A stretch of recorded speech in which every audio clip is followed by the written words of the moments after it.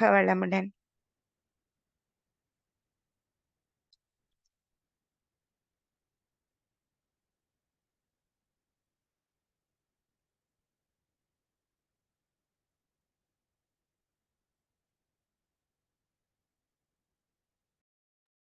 வாழ்க வளம். வாழ்க வளம்.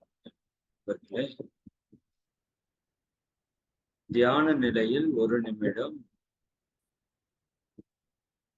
இந்த அமைதியை அப்படியே உணருங்க.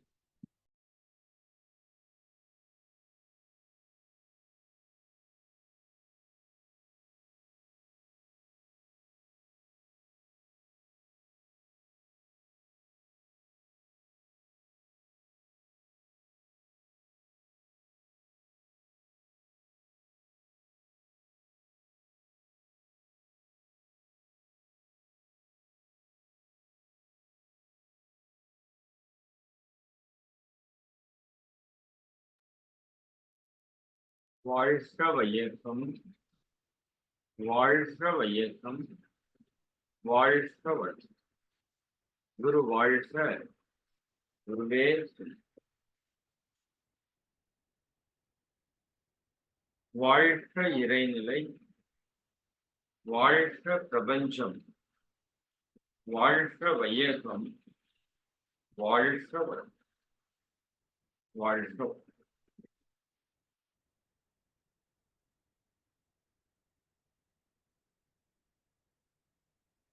இட தூய்மை. நாம் அமர்ந்துள்ள இடத்தை சுற்றிலும் நல்ல தெய்வீக ஆற்றலே நிரம்பி தூய்மையே செய்விக்கின்றது.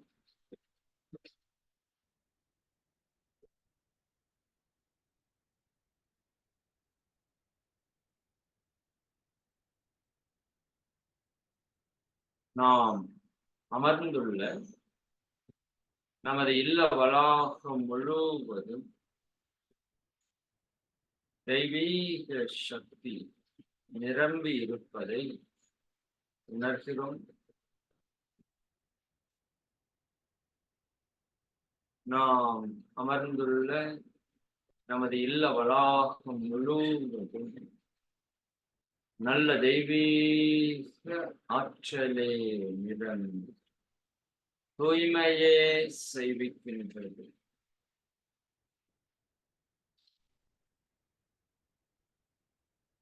அருளாற்றல் பாய்ச்சுதல். அருட்பேராற்றல் உடலிலே உயிரிலே அலையா பாய்ந்து நிரம்புவதை உணர்கிறோம். நம்மை சூழ்ந்துள்ள அந்த தெய்வீக பிரபஞ்ச இறை சக்தி எல்லா திசைகளிலிருந்தும் நமக்குள்ளாம் அலையாம் பாய்ந்து நிரம்புவதை உணர்கிறோம். அருட்காப்பு அருட்பேராற்றல் இரவும் பகலும் எல்லா நேரங்களிலும் எல்லா இடங்களிலும் எல்லா தொழில்களும் உறுதுணையாகவும் பாதுகாப்பாகவும் வழிநடத்துவதாகவும் அமையுமா. அருட்பேராற்றல் என்கின்ற இந்த தெய்வீக இறை சக்தி சதா சர்வகாலமும் நம்மை சூழ்ந்து நிறைந்து நின்று நமது ஒவ்வொரு எண்ணத்திலும் சொல்லிலும் செயலிலும் நமக்கு உறுதுணையாக பாதுகாப்பாக நம்மை வழி நடத்துவதாகவும் அமையுமாக. அன்னைக்கு வணக்கம். அம்மாவுடைய முழு உருவத்தையும் நினைந்து நன்றியுணர்வோடு வணங்குகிறேன். தந்தைக்கு வணக்கம். தந்தையினுடைய முழு உருவத்தையும் நினைந்து நன்றியுணர்வோடு வணங்குகிறேன். ஆசான் அருட்தந்தை வேதாத்திரி மகரிஷி அவர்களுக்கு வணக்கம். குரு மகானை நினைந்து நன்றியுணர்வோடு வணங்குகிறேன். விகாரம் இறைநிலையினுடைய தன்மாற்றத்தில் தோன்றிய சித்தர்கள், மகான்கள், யோகியர்கள், ஞானியர்கள் ரிஷிகள் மகரிஷிகள் அறிவில் அறிவாய் நிலைத்து அறம் வகுத்தோர் அதை வாழ்ந்து காட்டு. அனைத்து ஞான பெருமக்களையும் ஒரு சேர நினைந்து நன்றியுணர்வோடு வணங்கி வாழ்க.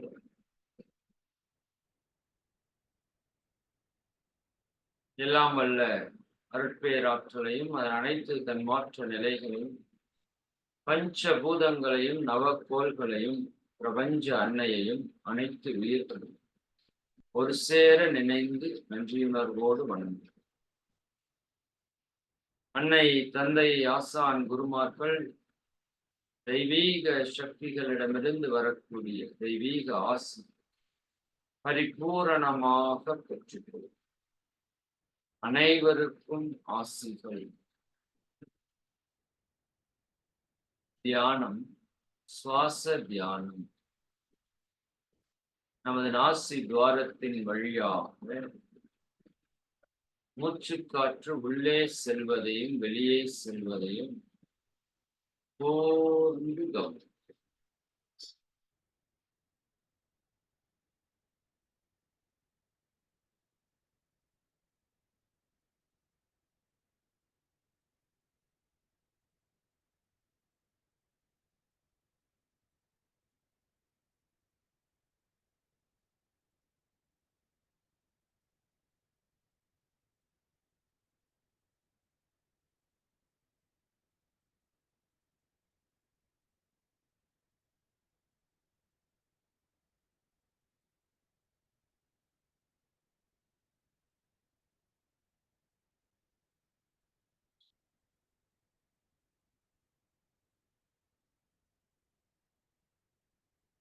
இன்னும் கூர்ந்து கவனிப்போம்.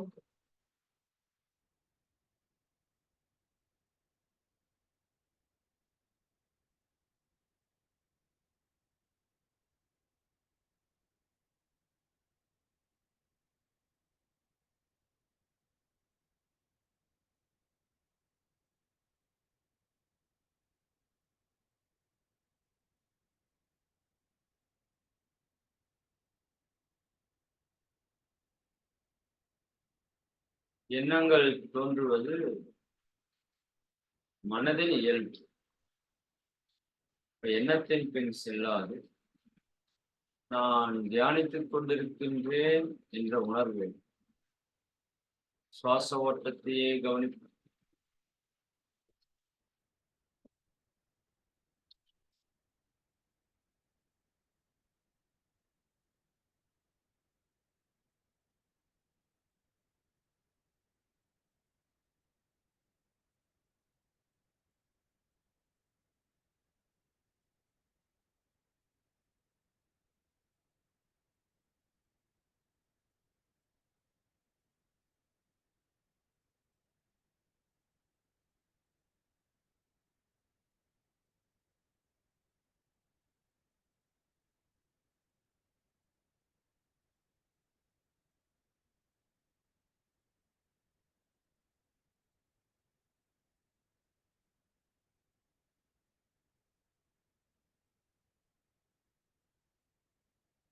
இன்னும் கூர்ந்து சுவாசத்தையே கவனிங்க.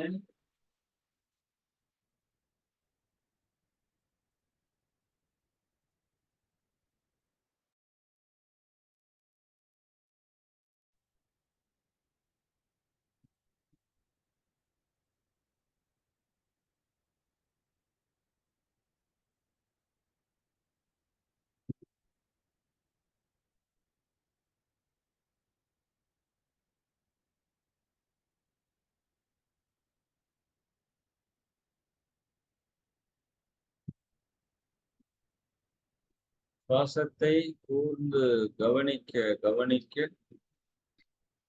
இந்த சுவாச ஓட்டம் மென்மையாக மாறுவதை உணர்கிறோம்.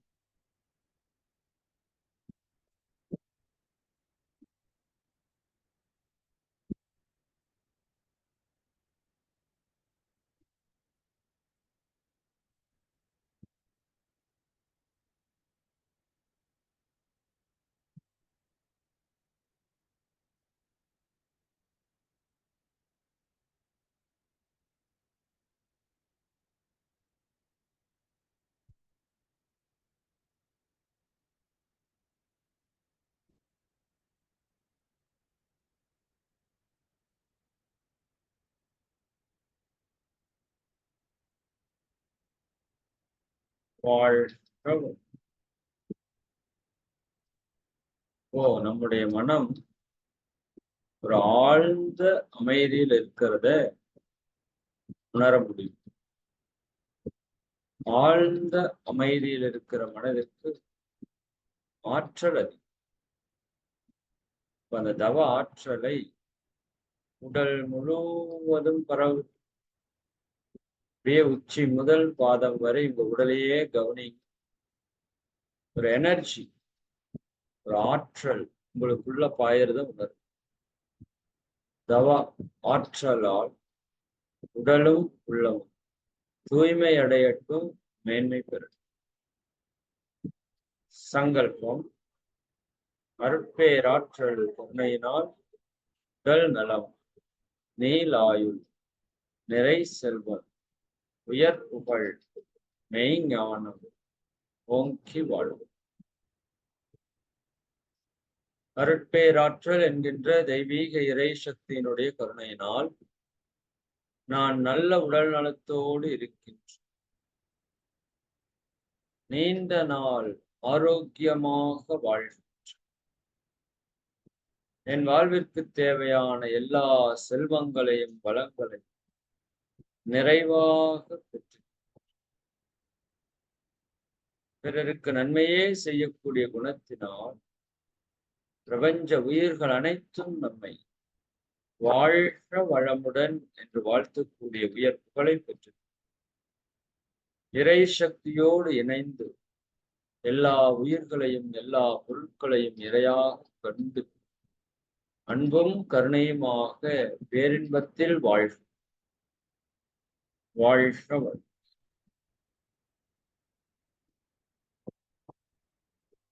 நம் மனதில் அமைதி நிலவும், நம்மை சுற்றிலும் அமைதி நிலவும், உலகம் முழுவதும் அமைதி.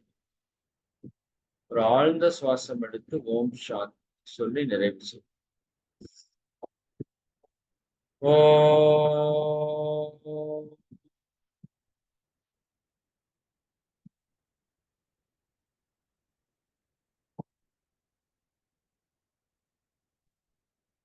சாந்தி சாந்தி சாந்தி.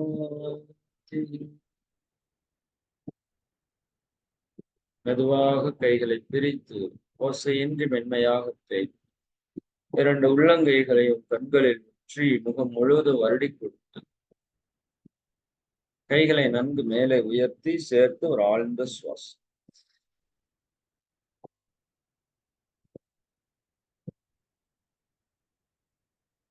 வாழ்க.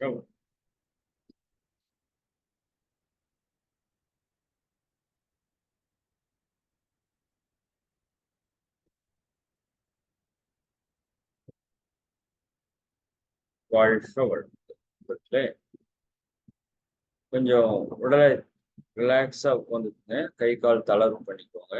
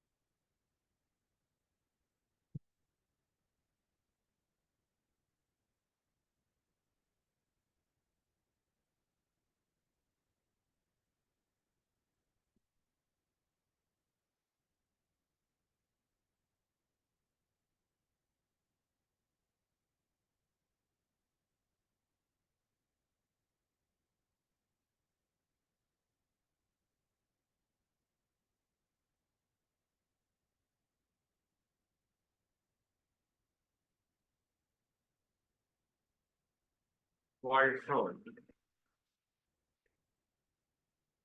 வாழ்க வளமுடன். இவர்கள் மிக்க மகிழ்ச்சி. ஒரு இனிமையான தியானத்தை நிறைவு செய்திருக்கிறோம். தியானத்தை தொடர்ந்து நாம் சிறப்பு சிந்தனை சென்ற வகுப்புல நாம் ஒரு சிந்தனையை துவங்கி இருந்தோம். அதை அப்படியே நம்ம இப்போ இந்த வகுப்புல தொடர போறோம். ஏன்னா, நாம பயிற்சி செய்யறது எவ்வளவு முக்கியமோ, அதே அளவு முக்கியம் நம்ம வாழ்வியலையும் நம்ம சரி பண்ணணும். அதாவது பயிற்சி செய்வது என்பது நீங்க பணம் சம்பாரிச்சு சேர்த்துறது மாதிரி. வாழ்வியலை சரி பண்றது அப்படிங்கிறது தேவையற்ற செலவை நிறுத்துற மாதிரி. அதாவது ஓட்டப்பானை. நீங்க தண்ணி எவ்வளவு ஊத்துனாலும் நிரம்பாது. இல்லையா? அப்ப நம்ம பயிற்சிகள் தியானத்தின் மூலமாக நிறைய ஆற்றலை பெருக்கறதுக்கு முயற்சி பண்றோம். நோய்களை குணப்படுத்துறதுக்கு முயற்சி பண்றோம். மனதை அமைதிப்படுத்துறதுக்கு முயற்சி பண்றோம். பட் நம்ம வாழ்க்கை முறையில நிறைய ஓட்டைகள் இருக்கு. நம்ம சென்ற வகுப்புல உணவை மருந்தாக்கும் ரகசியம், அதாவது நோய்களை விரட்டும் ரகசியம்னு கூட வச்சுக்கலாம். அதுதான் சரியான பொருத்தமா இருக்கு. உணவை மருந்தாக்கும் ரகசியம்னா கூட மக்களுக்கு ஒரு பெரிய அவேர்னஸ் இருக்காது. சாப்பாடு பத்தி தான் நம்ம பேச போறாரு. நோய்களை விரட்டும் ரகசியம்னா மக்களுக்கு ஒரு தெளிவான ஒரு புரிதல் இருக்கு. ஆக்சுவலா உடல்ல நோய் வர்றதுக்கு 6 காரணங்கள் இருக்கு. கருவமைப்பு, உணவு வகை, எண்ணம், செய்கை, ககனத்தில் கோள்கள் நிலை, சந்தர்ப்பத்தால் வரும் இயற்கை நிகழ்ச்சிகளின் மோதல். இதுல மிக முக்கியமானது உணவு வகை. நம்ம உடம்புல நோய் வருதுன்னா அதுக்கு 6 காரணம் தான். மகரிஷி ஆராய்ச்சி பண்ணி நம்மகிட்ட கொடுத்துட்டாங்க. ஒண்ணு கருவமைப்பின் வழியா வரலாம். ஜெனடிக்ஸ், மரபு ரீதியாக, பிறவித் தொடராக, அந்த கர்ம வினையின் மூலமாக. சரிங்களா? ஹெரிடிட்டரி டிசீசஸ் சொல்றோம் இல்லையா, பாரம்பரிய பரம்பரை வியாதிகள் அப்படிங்கிற மாதிரி. கருவமைப்பின் வழியாக நோய் வரலாம். உணவின் வழியாக நோய் வரலாம். நம்ம எண்ணத்தின் மூலமாக நோய் வரலாம். உங்களுக்கு சுகர் இருக்குதுன்னு நம்பினீங்கன்னா உங்களுக்கு சுகர் வந்துடும். ஆமா, சரிதானுங்களா?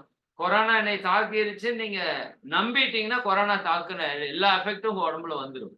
இதை பத்தி எல்லாம் பின்னாடி பெரிய விஷயமா நம்ம பேச போறோம். கொரோனாவே வந்தாலும் எனக்கு ஒண்ணுமே வரலன்னு நீங்க நம்புனா அது ஒண்ணுமே செய்யாது. அப்ப எண்ணங்களால நமக்கு நிறைய நோய்கள் வரும். நாம் செய்யக்கூடிய செயல்கள், கெட்ட பழக்க வழக்கங்களால நமக்கு நிறைய நோய்கள் வரும். உங்களுக்கே தெரியும் கெட்ட பழக்க வழக்கம்னா என்னன்னு உங்களுக்கு தெரியும். இந்த செயல்கள் சரியா இல்லைன்னா நமக்கு நோய்கள் வரும். கோள்களோட நிலை, நவகோள்கள் இருக்குல்ல, சூரியன், புதன், சுக்கிரன், சந்திரன், செவ்வாய், குரு, சனி, ராகு, கேது. அந்த நவகோள்கள்ல இருந்து நமக்கு ஆற்றல் வந்துட்டே இருக்கு. எப்பவுமே வந்துட்டே இருக்கு. அப்ப அதுல எனர்ஜியில மாற்றம் வரும்போது நமக்குள்ளே ஒரு மாற்றம் நிகழும். ரசாயன மாற்றம் நிகழும். ஆக்சிடென்டலா சில நோய்கள் வரும்னு 6 காரணம் சொல்றாங்க. இந்த 6 பத்தி டீப்பா பின்னாடி பார்ப்போம். அதுல ரொம்ப ரொம்ப இம்பார்ட்டன்ட் உணவு. ரொம்ப ரொம்ப இம்பார்ட்டன்ட் உணவு. சரிங்களா? அப்ப உணவை சரி பண்ணாலே எனக்கு தெரிஞ்ச மேக்சிமம் டிசீஸை நம்ம சரி பண்ணிக்கலாம். ஏன்னா இந்த உணவு தான் அந்த கருமையத்துக்குள்ள போய் வித்துவாக மாற்றம் பெறுகிறது. இந்த உணவு தான் நம்ம எண்ணமாக மாற்றம் பெறுகிறது. அந்த எண்ணம் தான் செயலாக மாற்றம் பெறுகிறது. புரியுதா இல்லைங்க? அப்ப இந்த உணவினுடைய மாற்றமே நமக்கு ஒரு மிகப்பெரிய நோயை விரட்டக்கூடிய விஷயமா வந்துடும். சரி, அந்த விதத்துல நாம் சில விஷயங்கள் பார்த்திருந்தோம். இன்னைக்கு மிக முக்கியமான ஒரு செய்தி உங்க கூட பகிர்ந்துக்கணும்னு சொல்லியிருந்தேன் இல்லையா? உணவிலே அடுத்த விதி, மிக மிக முக்கியமான விதி. சாப்பிடும்போது அந்த சாப்பாடுங்கிறது என்ன? எல்லாம் வல்ல இறை ஆற்றலே பஞ்சபூதமாக மலர்ச்சி பெற்று பஞ்சபூதங்களும் ஒன்று சேர்ந்து ஒரு தாவரமாகி அந்த தாவரத்திலே காய்களாக, கனிகளாக, கீரைகளாக மாற்றம் பெற்று இறையாற்றலே நமக்கு வருகின்ற ஒரு சக்திக்கு பேர் தான் உணவுன்னு பேர். அந்த உணவு தான் நமக்கு உடம்புக்குள்ள போய் நமக்கு எல்லா நன்மையும் செய்யுது. இந்த உடலுக்கு ஆரோக்கியத்தை கொடுக்குது, இந்த உயிராற்றலை அற்புதமா இயக்க வைக்குது, மனத ஆற்றலை அற்புதமா கொடுக்குது. அப்ப அத்தனையும் கொடுக்கிற அந்த உணவை எப்படி சாப்பிடணும்? நன்றி உணர்வோடு சாப்பிடணும். இல்லையா? ஆனா நம்ம எவ்வளவு பேரு ஏதோ படத்துல எல்லாம் பார்த்திருப்போம். அம்மாவும் நீ, அப்பாவும் நீ அந்த மாரி பாடல்கள்ல சரிதானா? உணவுக்கு நன்றி சொல்ற பாடல்கள பார்த்திருப்போம். அனாதை ஆசிரமங்கள்ல குழந்தைகள்லாம் உட்கார்ந்து சாப்பாட்டுக்கு நன்றி சொல்லுவாங்க. பெரும்பாலும் நாம சொல்றது இல்ல. ஏன்? அந்த உணவோட முக்கியத்துவம் நமக்கு தெரியல. மகிழ்ச்சி சொல்லுவாங்க, "ஒரு பிடி உணவில் உலக ஒற்றுமை கண்டிடு." ஒரு பிடி தாங்க சாப்பாடு. அதுல இந்த உலகம் மொத்தத்தினுடைய ஒற்றுமை இருக்குதுன்னு சொல்றாரு. அது எப்படி நம்புறது? சரிங்களா? சரி அத நான் 2வதா சொல்றேன். ஃபர்ஸ்ட் பாயிண்ட் வேற ஒண்ணு முக்கியமானது சொல்லணும். சரி, அப்போ அவ்வளவு ஒரு முக்கியமான ஒரு உணவு நம்ம உடலுக்குள்ள போய் அத்தனையுமா அதுதான் மாறுது. உங்க கண்ணு நல்லா தெரியும்னா உணவு நல்லா இருக்கணும். காது கேட்கறதுக்கு உணவு நல்லா இருக்கணும். நீங்க பேசுறதுக்கு உணவு நல்லா இருக்கணும்.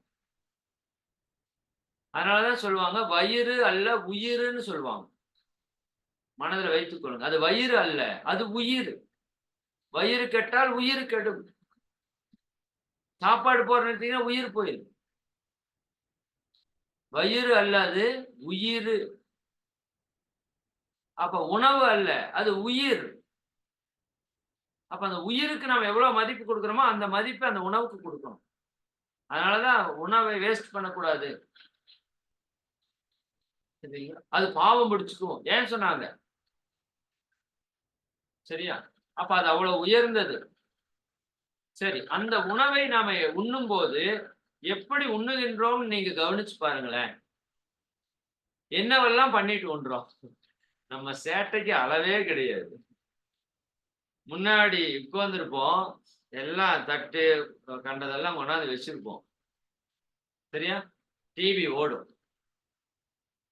டிவிக்கு பேர் நாங்க வச்சிருக்கிற பேரு முட்டாள் பெட்டி. என்ன பெட்டி? முட்டாள் பெட்டின்னு நாங்க பேர் வச்சிருக்கிறோம். முட்டாள் பெட்டிக்கு முன்னாடி போய் உட்கார்ந்துக்கிறது. அதுல அது இதுவும் ஓடிட்டே இருக்கும். இதுல வேற சீரியல் போட்டா ஸ்பெஷல். அழுதுட்டே இருப்பாங்க. நியூஸு அதுல அவன் கூட்டிட்டு ஓடிட்டான். இது இவன் இங்க கொலை பண்ணிட்டான். 4 வயசு குழந்தைய கொன்னுட்டான். கள்ளக்காதலனோட தொடர்பு. இந்த அரசியல்ல லட்சம் கோடி ஏமாத்திட்டான். சரிதானே? இங்க பூகம்பம் வந்து 1000 பேர் செத்து போயிட்டான். எல்லாம் ரொம்ப நல்ல நியூஸ். சரிதானா? இதை கேட்டுட்டே இருக்கிறது. இதை பார்த்துட்டே இருக்கிறது. நீ எதை நினைக்கிறாயோ, நீ எதை பார்க்கிறாயோ அதுவாகவே ஆகிறாய். கெட்ட நியூஸா கேட்டா, கெட்டு வீணா போயிரும். சரிங்களா? அப்ப டிவி போட்டு விட்டுறோம். கண் அத பார்த்துட்டே இருக்கு. உங்க உடலுக்கு ஒரு தன்மை இருக்கு. என்னன்னா, நீங்க எத பார்க்கிறீங்களோ அதுக்கு தகுந்த மாதிரியான ரசாயனங்கள உங்க உடம்புக்குள்ள சுரக்கறக்கு ஆரம்பிச்சுரும். உதாரணத்துக்கு நீங்க ஒரு சிரிப்பு நிகழ்ச்சி பார்த்தீங்கன்னா, உங்களுக்குள்ள சிரிப்பு ஹார்மோன் சுரக்கும். நீங்களும் சிரிப்பீங்க. மகிழ்ச்சியா இருப்பீங்க. ஒரு அழுகாட்சி சீன பார்த்தீங்கன்னா, உங்க உடம்புக்குள்ள இருக்கிற அந்த அழுகைக்கான ஹார்மோன் எல்லாம் சுரக்கும். நீங்க சோகமாயிருவீங்க. நீங்களும் அழுவீங்க. அது வெறும் படம் அல்ல. உங்க உணர்வோட அது கலந்துருச்சு. ஃபைட் சீன் பார்த்தா நீங்க ஃபைட்டர் மாரி மாறிருவீங்க. பக்கத்தால இருக்கிறவன அடிப்பீங்க. டூயட் சீன் பார்த்தா நீங்க போய் டூயட் பாடிட்டு இருப்பீங்க. உண்மையா இல்லையா? ஏதோ ஒரு பழைய இதுதான் சொல்லுவாங்க. எம்ஜிஆருக்கு, நம்பியாருக்கு ஒரு படத்துல சண்டை நடந்திருக்கு. சினிமா தியேட்டர்ல அந்த காலத்துல. அப்போ புதுசா இருக்கு அவரு. அந்த மனுஷன் போய் அங்க எம்ஜிஆருக்கு, நம்பியாருக்கு சண்டை நடந்துட்டு இருக்கு. அங்க டைரக்டர் நம்பியார் அடிக்கிறப்போ எம்ஜிஆரோட வாள் கீழ விழுகணும்னு சீனு. வாள் கீழ விழுந்துருச்சு. சீனு படத்துல ஓடிட்டு இருக்குது திரையில. இங்கிருந்து ஒருத்தன் எந்திரிச்சு கத்தி அவன் கையில ஏதோ கத்தி வச்சிருந்திருக்கிறான். அத எடுத்து ஸ்கிரீன்ல வீசியிருக்கிறான். தலைவா இந்தா கத்தி. நம்ம எவ்வளவு ஒரு உணர்வு பூர்வமா இருக்கிறோம் பாருங்க. நான் உங்களுக்கு ஒரு வீடியோலாம் காமிச்சா நீங்களே பார்த்துருப்பீங்க வாட்ஸ்அப்ல. ஒரு அம்மா டிவிக்கு முன்னாடி போய் திட்டிட்டு இருக்கும். சரிதானே? உனக்கெல்லாம் இவெல்லாம் நல்லாவே இருக்க மாட்டா. இத்தன பேர் குடிய கெடுக்கிறாளே! எது டிவி சீரியல்ல சரிதானா? அது ஒரு ஒரு வில்லிய போயி இந்த அம்மா ஒரிஜினலா இந்த அம்மா போய் திட்டிட்டு இருக்கும். அப்ப நம்ம எவ்ளோ எமோஷன் ஆகுறோம்ன்னு பாருங்க. உங்களுக்குள்ள அவ்ளோ ஹார்மோன் சுரக்குது. சரிங்களா? அப்ப நீங்க டிவிய பார்த்துட்டே இருக்கிறீங்க அப்படின்னா, டிவில என்னவெல்லாம் ஓடுதோ, அதுக்கு தகுந்த மாதிரி ஹார்மோன் உங்க உடம்புல சுரந்துட்டே இருக்கும். செல்போன் அதே மாரி தான். சரிங்களா? இன்னும் பேசிட்டே சாப்பிடுறோம். புக் படிச்சுட்டே நெறைய பேரு. அப்ப அந்த உணவ நம்ம கொஞ்சம் கூட மதிக்கவே இல்ல. அதுக்கு ஒரு மரியாதையே குடுக்கல. கேவலப்படுத்துறோம். அது நம்மள காப்பாத்துறதுக்கு வந்திருக்கு. நம்ம உயிர காப்பாத்துறதுக்கு வந்திருக்கு. சரிதானுங்களா? உங்கள காப்பாத்துறதுக்கு ஒருத்தர் வந்து அவர மதிக்கலைன்னா எப்படி? அவர் எப்படி உங்கள காப்பாத்துவார்? அந்த மாரி தான் ஆயிப்போச்சு இப்ப. அப்ப அந்த உணவுக்கு ஒரு முக்கியத்துவம் இல்ல, ஒரு கவனம் இல்ல. கண்டத பேசுறோம். நெறைய பேர் சண்ட வேற இதுல. சண்ட போட்டா ஹைட்ரோகுளோரிக் ஆசிட் தாறுமாறா சுரந்துரும். கவலைப்பட்டீங்கன்னா ஒரு விதமான ஹார்மோன் சுரக்கும். அப்ப உணவ எப்படி சாப்பிட்டா அது மருந்தாக மாறும்? எல்லா நோயும் குணப்படுத்தும் அப்படிங்கிறதுல மிக முக்கியமான விதி, முழு கவனத்தோடு மைண்ட்ஃபுல்னஸ்ன்னு கேள்விப்பட்டிருக்கீங்களா? முழு கவனம். இப்ப நீங்க கேட்கறதுல கவனமா இருக்கீங்கல்ல? நான் பேசுறதுல கவனமா இருக்கேன்ல? சரிங்களா? ஒரு டாக்டர் சர்ஜரி பண்றாருல்ல, எவ்வளவு கவனமா பண்றாரு. கவனம் மாறிச்சுன்னா போச்சு. ஃப்ளைட் ஓட்டுறவங்க எவ்வளவு கவனமா ஓட்டணும். இல்லாட்டி போச்சு. புரியுதா இல்லைங்களா? அப்ப அது மாதிரி நம்ம சாப்பிடுறப்ப முழு கவனம் சாப்பாட்டுல. இப்ப முழு கவனம் சுவாசத்துல கவனிச்சீங்களா, தியானம்னு பேரு அதுக்கு பேரு. சரிதானுங்களா? ஒரு செயல்ல முழுமையா ஈடுபட்டீங்கன்னா அதுக்கு பேரு தியானம். 100% ஈடுபடணும். அதே செயல்ல ஈடுபடணும். டிஸ்ட்ராக்ஷனே இருக்கக்கூடாது. அப்ப உணவு எப்படி சாப்பிடணும்? ஒரே நிமிடம்.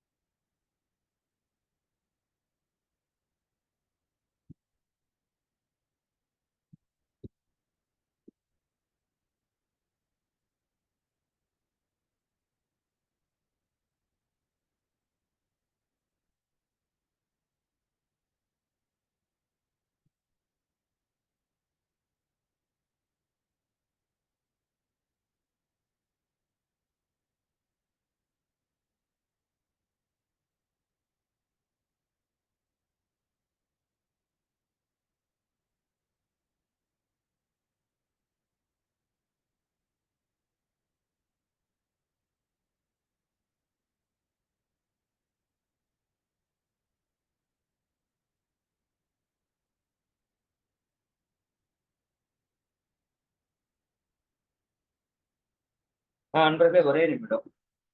வீடியோ கட் ஆயிடுச்சு. ஒரே நிமிஷம்.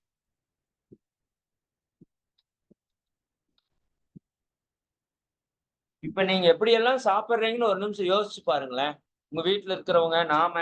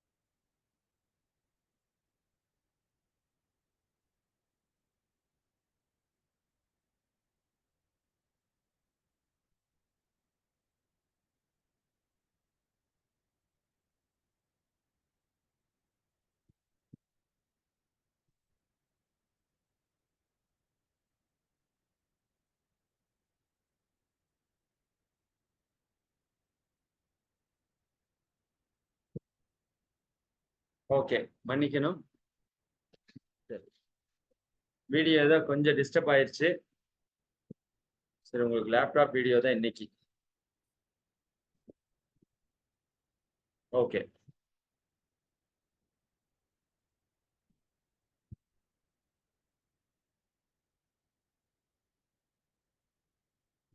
சரி, அப்ப உணவை நாம் சாப்பிடக்கூடிய முறை அப்படிங்கிறது முழு கவனத்தோட அந்த உணவை நம்ம சாப்பிடுறதுக்கு ஆரம்பிக்கணும்.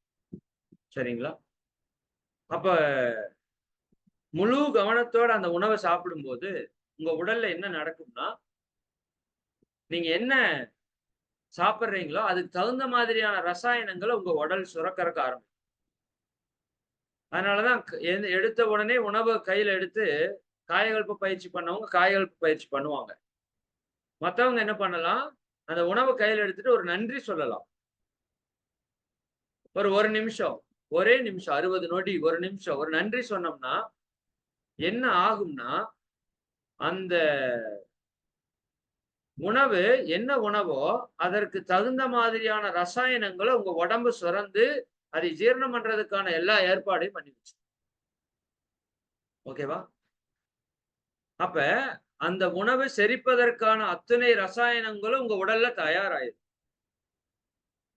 இன்னென்ன பொருள் எல்லாம் உள்ள வரப்போகுது. அப்ப நீங்க கண்ணுல பார்த்துட்டீங்க.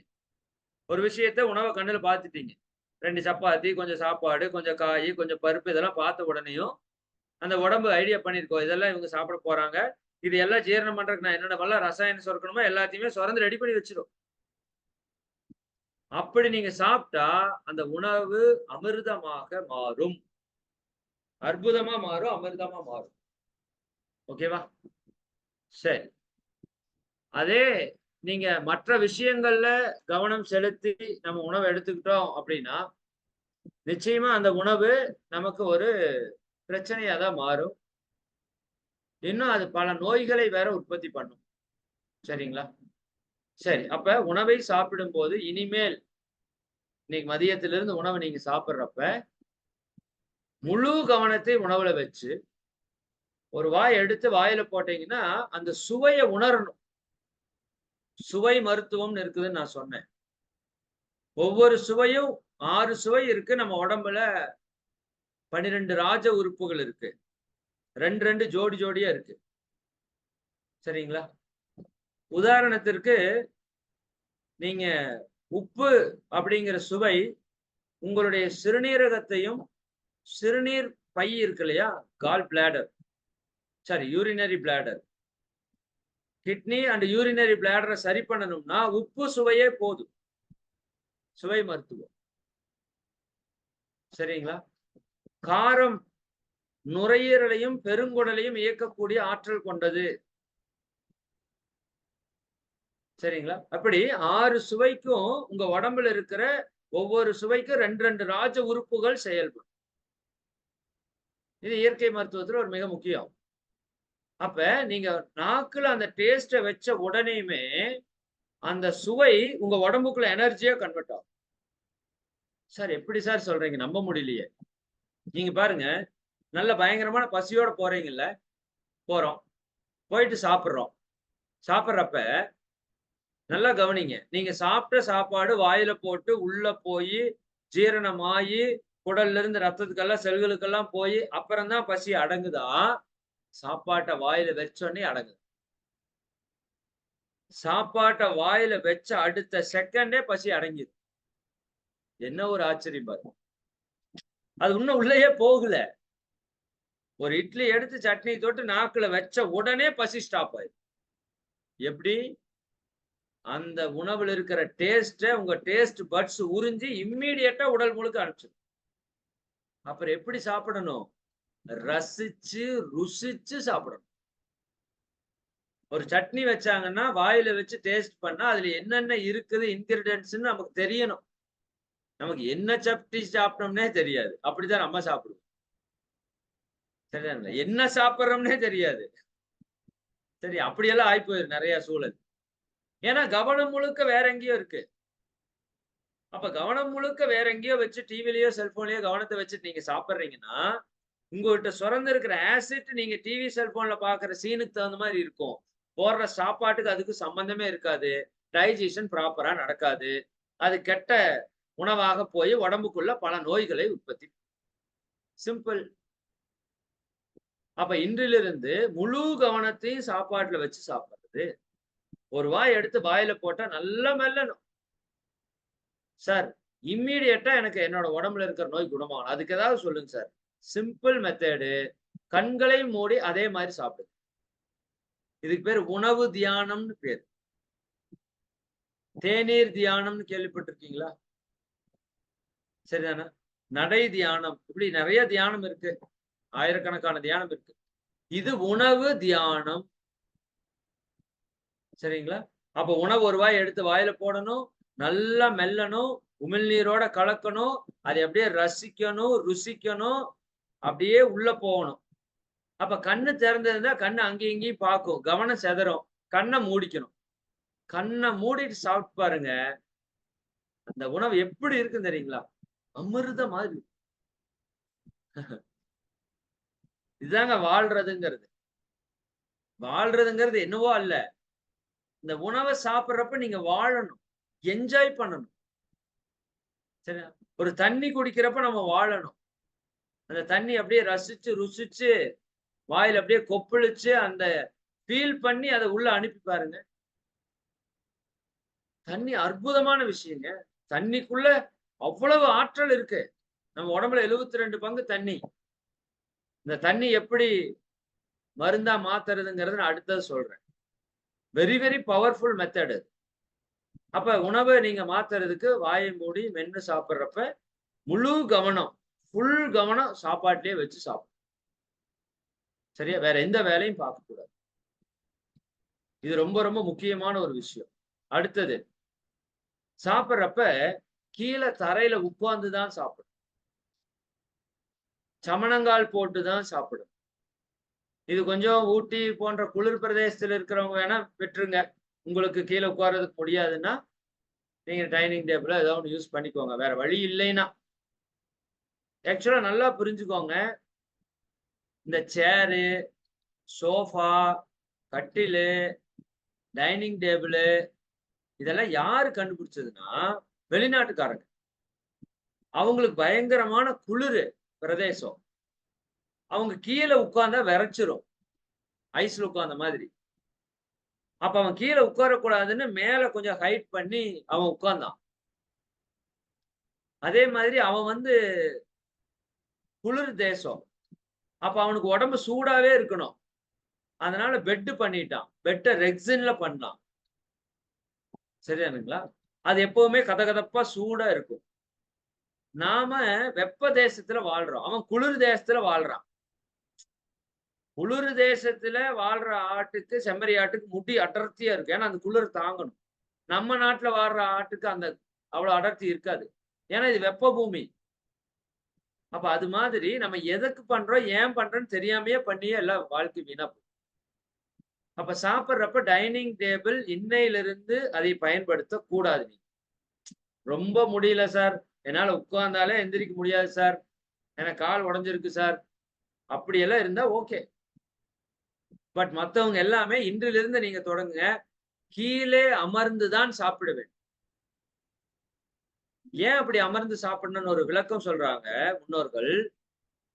நம்ம உடம்புல 6 அடி இருக்குதுன்னா 3 அடி வரைக்கும் இடுப்பு, அது கீழே கால்கள் 3 அடி. அப்ப அந்த 3 அடியை மடிச்சு உட்கார்ந்துட்டோம்னா அந்த 6 அடியில போற ரத்தம் அந்த 3 அடியில ஸ்டாப் ஆகி ஸ்டொமக்ல நிறைய ஸ்டோர் ஆகும். அப்போ வயிற்றுல டைஜஷன் வந்து நல்லா நடக்கும். வயிற்று உறுப்புகள் பலம் பெறும். பாட்டி உட்கார்ந்து ஆட்டினாங்க, உட்கார்ந்து அரைச்சாங்க, உட்கார்ந்து சமைச்சாங்க, உட்கார்ந்து துவைச்சாங்க, உட்கார்ந்து விலை கழுவுனாங்க. உட்கார்ந்து உட்கார்ந்து பண்ணாங்களா? அவங்கள ஸ்டொமக்ல நல்லா எனர்ஜி சேர்ந்துச்சா? யூட்ரஸ்ல கழிவே இல்ல. அவங்களுக்கு நோயே வரல. கர்ப்பப்பை பிரச்சனையே வரல. அப்ப உட்கார்றது, குத்த வச்சு உட்கார்றது, சமணங்கால் போட்டு உட்கார்றதுக்கு மிகப்பெரிய ஒரு ஆசனம். அதுக்கு பேர் சுகாசனம்னு பேரு. சுகமான ஆசனம். உடல்ல இருக்கிற எல்லா நோய்களையும் சுகப்படுத்தக்கூடிய ஆசனம். அதனால நம்ம முன்னோர்கள் எல்லாத்துக்குமே சுகாசனத்துல தான் உட்கார்ந்தாங்க. வீட்டுக்கு வந்தா பாய போட்டு கீழே உட்காருவாங்க. ஒரு கடைக்கு மளிகை கடைக்கு போனா கூட மளிகை கடை. எங்க அப்பா முதல்ல மளிகை கடை. மளிகை கடை வைக்கிறப்போ சந்தையில போய் உட்கார்ந்தாருன்னா சமணங்கால் போட்டு தான் உட்காருவாரு. இன்னும் சேட்டுக வட்டி கடையில சமணங்கால் போட்டு தான் உட்கார்றாங்க. முற்காலத்துல எல்லா கடையிலயும் அப்படித்தான் உட்கார்ந்தோம். அதுக்கப்புறம் தான் இந்த சேர் கலாச்சாரம் எல்லாம் வந்து கெட்டு போயிட்டோம். புரியுதா நீங்க? அப்ப கீழே உட்கார்ந்து சாப்பிடும்போது காலை மடக்கிக்குவீங்க. வயித்துல நிறைய ரத்த ஓட்டம் இருக்கும். இன்னொன்னு தட்டு கீழே தான் வச்சு சாப்பிடணும். அதுல பிச்சைக்கார மாதிரி இப்படி வச்சு சாப்பிடக்கூடாது. இப்ப அப்படிதான் கலாச்சாரம் ஆயிடுச்சு. சரிதானே? முதல்ல உட்கார்ந்துட்டு சாப்பிட்டு இருந்தோம், ஆரோக்கியமா இருந்தோம். டைனிங் டேபிள்னு போட்டான். அது கொஞ்சம் 50% ஆரோக்கியத்தை எடுத்துருச்சு. இப்போ நம்ம எல்லாம் நின்னுட்டே பெக்கர் மாதிரி தான் சாப்பிடுறோம். பஃபேன்னு வேற ஸ்பெஷலா சொல்லிக்கிறோம். சரி, அம்மா தாயேன்னு தட்டை நீட்டின மாதிரி அங்கேயும் இங்கேயும் போய் நீட்டி அப்படியே அடிக்கிறோம். நீங்க கீழே உட்கார்ந்து சாப்பிட்டா 4 இட்லி தான் சாப்பிட முடியும்னா, டைனிங் டேபிள்ல சாப்பிட்டா 6 இட்லி சாப்பிடலாம். நின்னுட்டு சாப்பிட்டா 8 இட்லி சாப்பிடலாம். வயிறு அவ்வளவு சீக்கிரம் நிரம்பாது. நீங்க உட்கார்ந்து சாப்பிட்டு பாருங்க. சரி, கீழே உட்கார்ந்து தட்டை கீழே வச்சுக்கணும். குனிஞ்சு நிமிர்ந்து சாப்பிடணும்னு சொல்லுவாங்க இல்லையா? ஏன்? நீங்க குனிஞ்சு நிமிர்ந்து சாப்பிடுறப்ப ஆட்டோமேட்டிக்கா உங்களுடைய பேன்கிரியாஸ் வேலை செய்யும். கணையம் வேலை செய்யும். இன்சுலின் ப்ராப்பரா சுரக்கும். வயிற்றுறுப்புகள் நல்லா வேலை செய்யும். நல்ல ஜீரணமாகும். போதுமா? கீழே உட்கார்ந்து தான் சாப்பிடணும். ரொம்ப முடியாதவங்களுக்கு பரவாயில்லைன்ட்டு, குளிர் தேசத்துல இருக்கிறவங்களுக்கு பரவாயில்லைன்னு சொல்லிட்டேன். அப்படியே இருந்தாலும் நீங்க ஒரு டைனிங் டேபிள் உட்காரீங்கன்னா அந்த சேர்ல காலம் அடிச்சு உட்காரலாம். தப்பு கிடையாது. நல்லது. முடிஞ்ச வரைக்கும் ட்ரை பண்ணு. ஓகேவா? தட்டு கீழே வச்சு குனிஞ்சு நிமிர்ந்து சாப்பிடணும். ரைட். அடுத்தது, சாப்பிடுறப்ப நீங்க கீழே உட்கார்ற இடத்துல ஒரு விரிப்பு இருக்கணும். கம்பல்சரி இருக்கணும். எப்படி யோகா மெடிடேஷன் செய்யறப்ப கம்பல்சரி ஒரு மேட் இருக்கணுமோ, சாப்பிடுறப்ப கம்பல்சரி ஒரு மேட் இருக்கணும். வாய்ஸ் நாட் கிளியரா? வாய்ஸ் கிளியரா இருக்குதுன்னா எஸ்ன்னு போடுங்க. மத்தவங்க எல்லாம் நோனா என்னன்னு போடுங்க. Okay, good. Thank you, thank you. Voice கிளியரா இருக்குங்கம்மா. அது யாரோ ஒருத்தருக்கு உங்களோட நெட்வொர்க் இஷ்யூவா இருக்கலாம். நன்றி. சரி, ரொம்ப ரொம்ப நன்றி. அப்ப என்ன சொன்னோம்? தரையில விரிப்பு விரிக்காம இனிமேல் உட்கார்ந்து சாப்பிடக்கூடாது. ஏன்னா நம்மளோட காந்த ஆற்றல் பூமியோட தொடர்பு இருக்கு. பூமி அந்த ஆற்றலை ஈர்த்துட்டே இருக்கும். சரிங்களா? நீங்க தியானம் பண்ணும் போதோ, பயிற்சிகள் பண்ணும் போதோ, சாப்பிடும் போதோ, உறங்கும் போதோ, இல்ல சும்மா தரையில அமர்ந்திருக்கும் போதோ, முடிந்த வரைக்கும் ஒரு விரிப்பில தான் இருக்கணும். சாப்பிடுறப்ப கண்டிப்பா விரிப்பு இல்லாம சாப்பிடாதீங்க. சாப்பிடுற எனர்ஜி எல்லாம் பூமியில இறங்கி விரிப்பு கண்டிப்பா போட்டுட்டு சாப்பிடணும். சரியா? அது பாயோ, ஒரு துணியோ, ஒரு மேட்டோ என்ன வேணா வச்சுக்கங்க. அதையும் பிளாஸ்டிக்ல கீது போயிடாதீங்க. முடிஞ்ச வரைக்கும் இயற்கையா ஒரு சின்ன பாய், இன்னைக்கு பந்தி பாய் சாப்பிடுற பாயெல்லாம் விக்குது. சின்னதா இருக்குது, வாங்கி வச்சுக்கங்க. கம்பல்சரி வந்து சாப்பிடும். சரி, அப்புறம் காலையில எப்படி சாப்பிடணும், மத்தியானம் எப்படி சாப்பிடணும், நைட் எப்படி சாப்பிடணும், ஒரு ஃபார்முலா இருக்கு. காலையில ராஜா மாதிரி சாப்பிடணும். ராஜா எப்படி சாப்பிடுவார்? சரிதானா?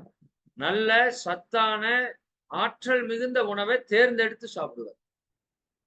அப்ப நம்ம காலை உணவு, இயற்கை மருத்துவத்தில் சொல்றாங்க, காலை உணவு மருந்து. எழுதி வச்சுக்கோ. காலை உணவு மருந்து. இவ்வளவு பேருக்கு நோய் வர்றதுக்கு என்ன காரணம் தெரியுமா? காலை உணவை யாரும் ப்ராப்பரா சாப்பிடுறது. வீட்டுல இருக்கிறவங்களும் சாப்பிடுறது இல்ல, வேலைக்கு போறவங்களும் சாப்பிடுறது. அரைகுறையா வலிச்சு போடுறது, இல்லாட்டி சாப்பிடாமே ஓடிடுறது. வீட்டுல இருக்கிறவங்க கண்ட நேரத்துல சாப்பிடுறது.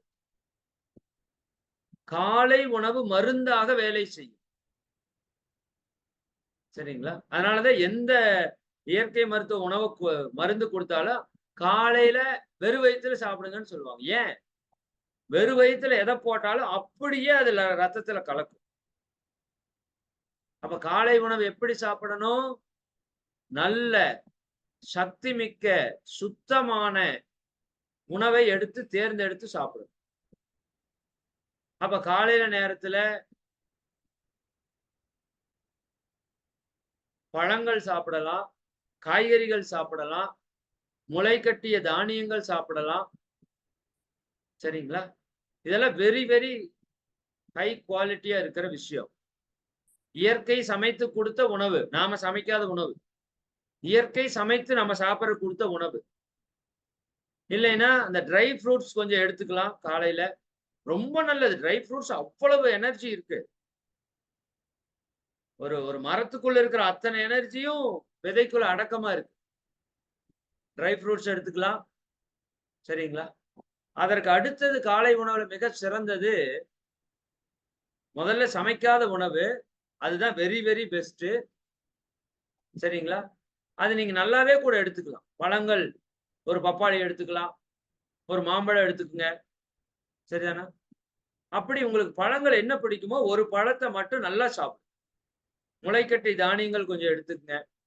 தேங்காய் பால் காலை உணவுல அதிசிறந்த உணவு. பல நோய்களை குணப்படுத்து தேங்காய் பால். தேங்காய் பாலை பேசணும்னா ஒரு நாள் பேசலாம். அதெல்லாம் உணவு டாபிக்ல பின்னாடி அதை பத்தி எக்ஸ்ட்ரா பார்ப்போம். அப்ப தேங்காய் பால் காலைக்கு மிக மிகச் சிறந்த உணவு. செத்து போனவனை கூட உயிர்ப்பிச்சு வருமாமா தேங்காய் பால். சாக போறப்ப கடைசி நேரத்துல பால் ஊத்துறாங்கன்னு சொல்றாங்கல்ல. நம்ம என்ன நினைச்சிட்டு இருக்கிறோம்? சாகறதுக்காக பால் ஊத்துறாங்கன்னு நினைச்சிட்டு இருக்கோம்.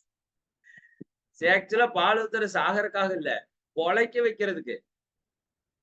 சாகர கண்டிஷன்ல ஒருத்தர் இருந்தாருன்னா அவருக்கு தேங்காய் பாலை ஊத்துவாங்களாம். தேங்காய் பால் உள்ள போச்சுன்னா அது உயிர் போட அவரு உயிர் பிடிக்கிறதுக்கு உதவுமாம். அப்ப அந்த பாலை ஊத்தி அவர் பொழைக்கலைன்னா முடிஞ்சதுன்னு அர்த்தம். அப்ப உயிரை கொடுக்கிற சக்தி தேங்காய் பாலுக்கு இருக்கு. தாய்ப்பாலுக்கு அடுத்தது தென்னை, இளநீர், தேங்காய் பால் தான் அதிக ஆற்றல் கொண்டது. அப்ப தேங்காய் பால் காலையில ஒரு டம்ளர் அடிச்சு பச்சையா குடிக்கணும். காய்ச்சி குடிக்க கூடாது. பச்சையா அடிச்சு உள்ள ஏதாவது மிக்ஸ் பண்ணி குடிச்சு பாருங்க. சொர்க்கத்துல இருக்கிற மாதிரி இருப்பீங்க. நம்ம கண்டதை தின்னு வீணா போயிட்டோம். பெருசாவெல்லாம் ஒண்ணுமே பண்ண வேண்டாம். தேங்காய் பழம் மிக மிக சிறந்த உணவு காலை வேலை. அவ்வளவு ஆற்றல் இருக்கு அதுக்குள்ள. டெய்லி எடுக்கலாம். டெய்லியும் சாப்பிடலாம். ஒரு டம்ளர் தேங்காய் பால் அதுல நிறைய மிக்ஸ் பண்ணிக்கலாம் நீங்க. கூட 2 ஏலக்காய் போட்டுக்கலாம், ஒரு புதினா போட்டுக்கலாம், ஒரு கேரட் அடிச்சுக்கலாம், ஒரு பீட்ரூட் போட்டுக்கலாம். அவ்வளவு எக்ஸலண்டா இருக்கும். இயற்கை மருத்துவத்துல போனீங்கன்னா அதான் உணவே கொடுப்பாங்க. நீங்க ஏன் அங்க போய் 1000 2000 கொடுத்து நீங்க வீட்லயே அடிச்சுங்க. ஒரு தேங்காயை சிறுவி விட்டு அதை ஜூஸா பாலை அடிச்சு புழிஞ்சு கலந்து குடிச்சீங்கன்னா வேலை முடிஞ்சது. தேங்காய் பால் குடிக்கிறப்ப சிப்பை சிப்பா குடிக்கணும். சரி, நம்ம அதுக்குள்ள போனா பெரிய டாபிக்கா போயிடும். காலை உணவு நல்ல சத்தான, சுத்தமான, ஆற்றல் மிகுந்த உணவை தேர்ந்து சாப்பிடணும். சார் இல்ல சார் அந்த மாதிரி சாப்பிட முடியல அப்படின்னா என்ன பண்ணலாம்? வேக வைத்த உணவுகளை சாப்பிடணும். ஏன்னா இரவு நம்ம ஒரு 8 மணி 9 மணிக்கு சாப்பிட்டு இருக்கிறோம். அடுத்த நாள் காலையில 9 மணிக்கு தான் சாப்பிடுறோம். எவ்வளவு நேரம் சாப்பிடாம இருக்கிறோம்? 12 மணி நேரம் சாப்பிடாம. காலையில 9 மணிக்கு சாப்பிட்டா 10 மணி, 11, 12, 1 மணிக்கு மறுபடியும் சாப்பிடுறோம். 4 மணி நேரத்துல மறுபடியும் சாப்பிடுறோம். 1 மணிக்கு சாப்பிட்டா 1 to 2ல சாப்பிட்டீங்கன்னா 3, 4, 5, 6, 7, 8 6 மணி நேரத்துல மறுபடியும் சாப்பிடுறோம். காலையில சாப்பிட்டதுக்கு அப்புறம் 4 மணி நேரத்துல மறுபடியும் சாப்பிடுறோம். மத்தியானம் சாப்பிட்டு 6 மணி நேரத்துல இரவு உணவு மறுபடியும் சாப்பிடுறோம். ஆனால் இரவு 8 மணி 9 மணிக்கு சாப்பிட்டா அடுத்த நாள் காலையில 9 மணிக்கு சாப்பிடுறோம். 12 மணி நேரம் சாப்பிடாம இருக்கீங்க. அதுக்கு பேரு ஃபாஸ்டிங்னு பேரு. சாப்பிடாம இருந்தா அதுக்கு பேர் என்ன? விரதம். ஃபாஸ்டிங். அப்ப இரவுல நீங்க ஒரு 8 மணிக்கு சாப்பிட்டு அடுத்த நாள் 9 மணி வரைக்கும் 12 மணி நேரத்துல அந்த ஒரு 2, 3 மணி நேரத்துல டைஜஷன் ஆயிடுச்சுன்னா மிச்சம் 8 மணி நேரம் 9 மணி நேரம் நீங்க ஃபாஸ்டிங் இருக்கிறீங்க. விரதம் இருக்கிறீர்கள். அந்த ஃபாஸ்டிங்க உடைக்கிறதுக்கு பேரு தான் காலை உணவு. Break fast. ஃபாஸ்டிங்க பிரேக் பண்றோம். அப்ப விரதத்தை உடைக்கிறதுக்குன்னு ஒரு முறை இருக்கு. தெரியுமா உங்களுக்கு? இந்த உண்ணாவிரதம் எல்லாம் இருக்கிறவங்க, சரிதானா? விரதத்தை உடைக்கிறதுக்கு என்ன பண்ணுவாங்க? ஜூஸ் குடிப்பாங்க. சரிதானா? ஏன்னா, அவ்வளவு நேரம் இயக்கம் இல்லாம இருக்கிற அந்த உறுப்பு, ஜூஸ் மாதிரி இயற்கையா ஒரு சிறிய உணவு போச்சுன்னா, சீக்கிரம் ஜீரணமாகும், இயக்கத்துக்கு வரும். அப்ப காலை உணவு, ஒண்ணா இயற்கை உணவா இருந்தா மிக சிறப்பு. இல்ல அப்படின்னா வேக வைத்த உணவுகள் சிறப்பு. அது மிக சிறப்பு, இது சிறப்பு. அப்ப இட்லி எடுத்துக்கலாம். ஒரு இடியாப்பம் எடுத்துக்கலாம். ஒரு அவுல் வேக வச்சு எடுத்துக்கலாம். இல்லாட்டி கஞ்சி. மிகச்சிறந்த உணவுங்க. கஞ்சி நீங்க சாதாரணமா எடை போடாதீங்க. உடம்பு சரியில்லைனாலே கஞ்சி தான் குடிக்கிறோம். அப்ப உடம்பு சரியில்லாம போனதை சரிப்படுத்துற ஆற்றல் கஞ்சிக்கு இருக்குன்னா, கஞ்சிக்கு எவ்வளவு ஆற்றல் இருக்கு? அத்தனை எனர்ஜியா மாறும் கஞ்சியில. கஞ்சி உணவு காலைக்கு அவ்வளவு அற்புதமான உணவு. மகரிஷி சொல்லுவாங்க, காலையிலே புஞ்சை தானியத்தாலான கஞ்சி எடுத்துக்கங்க. சரியா? புஞ்சை தானியம்னா தெரியுமில்ல? வரகு, தெனை, சாமை, குதிரைவாளி இதெல்லாம் இருக்கு இல்லைங்களா? அதெல்லாம் புஞ்சை தானியம். சிறுதானியம்னு சொல்றாங்கல்ல. சரியானுங்களா? அப்ப அந்த சிறுதானியத்துல ஒண்ணும் பண்ண வேண்டாங்க. அரிசியை எடுத்து போட்டு கஞ்சி வைக்கிற மாதிரி அது நல்லா தண்ணி ஊத்தி கொதிக்க விட்டீங்கன்னா கஞ்சி ரெடி. உள்ள உங்களுக்கு வேணுமா மிளகு, சீரகம், பூண்டு என்ன வேணுமோ போட்டுட்டு இறக்கி வச்சுக்கங்க. கூட ஒரு சட்னி வச்சுக்கங்க. சரிதானா? இல்லாட்டி ஏதாவது சாம்பார் வச்சுக்கங்க.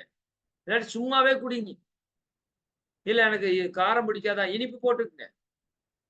சரிதானா? சாமை பாயாசம் அவ்வளவுதான் காலையில. லைட்டா சர்க்கரை போட்டா இனிப்பு அவ்வளவுதான்.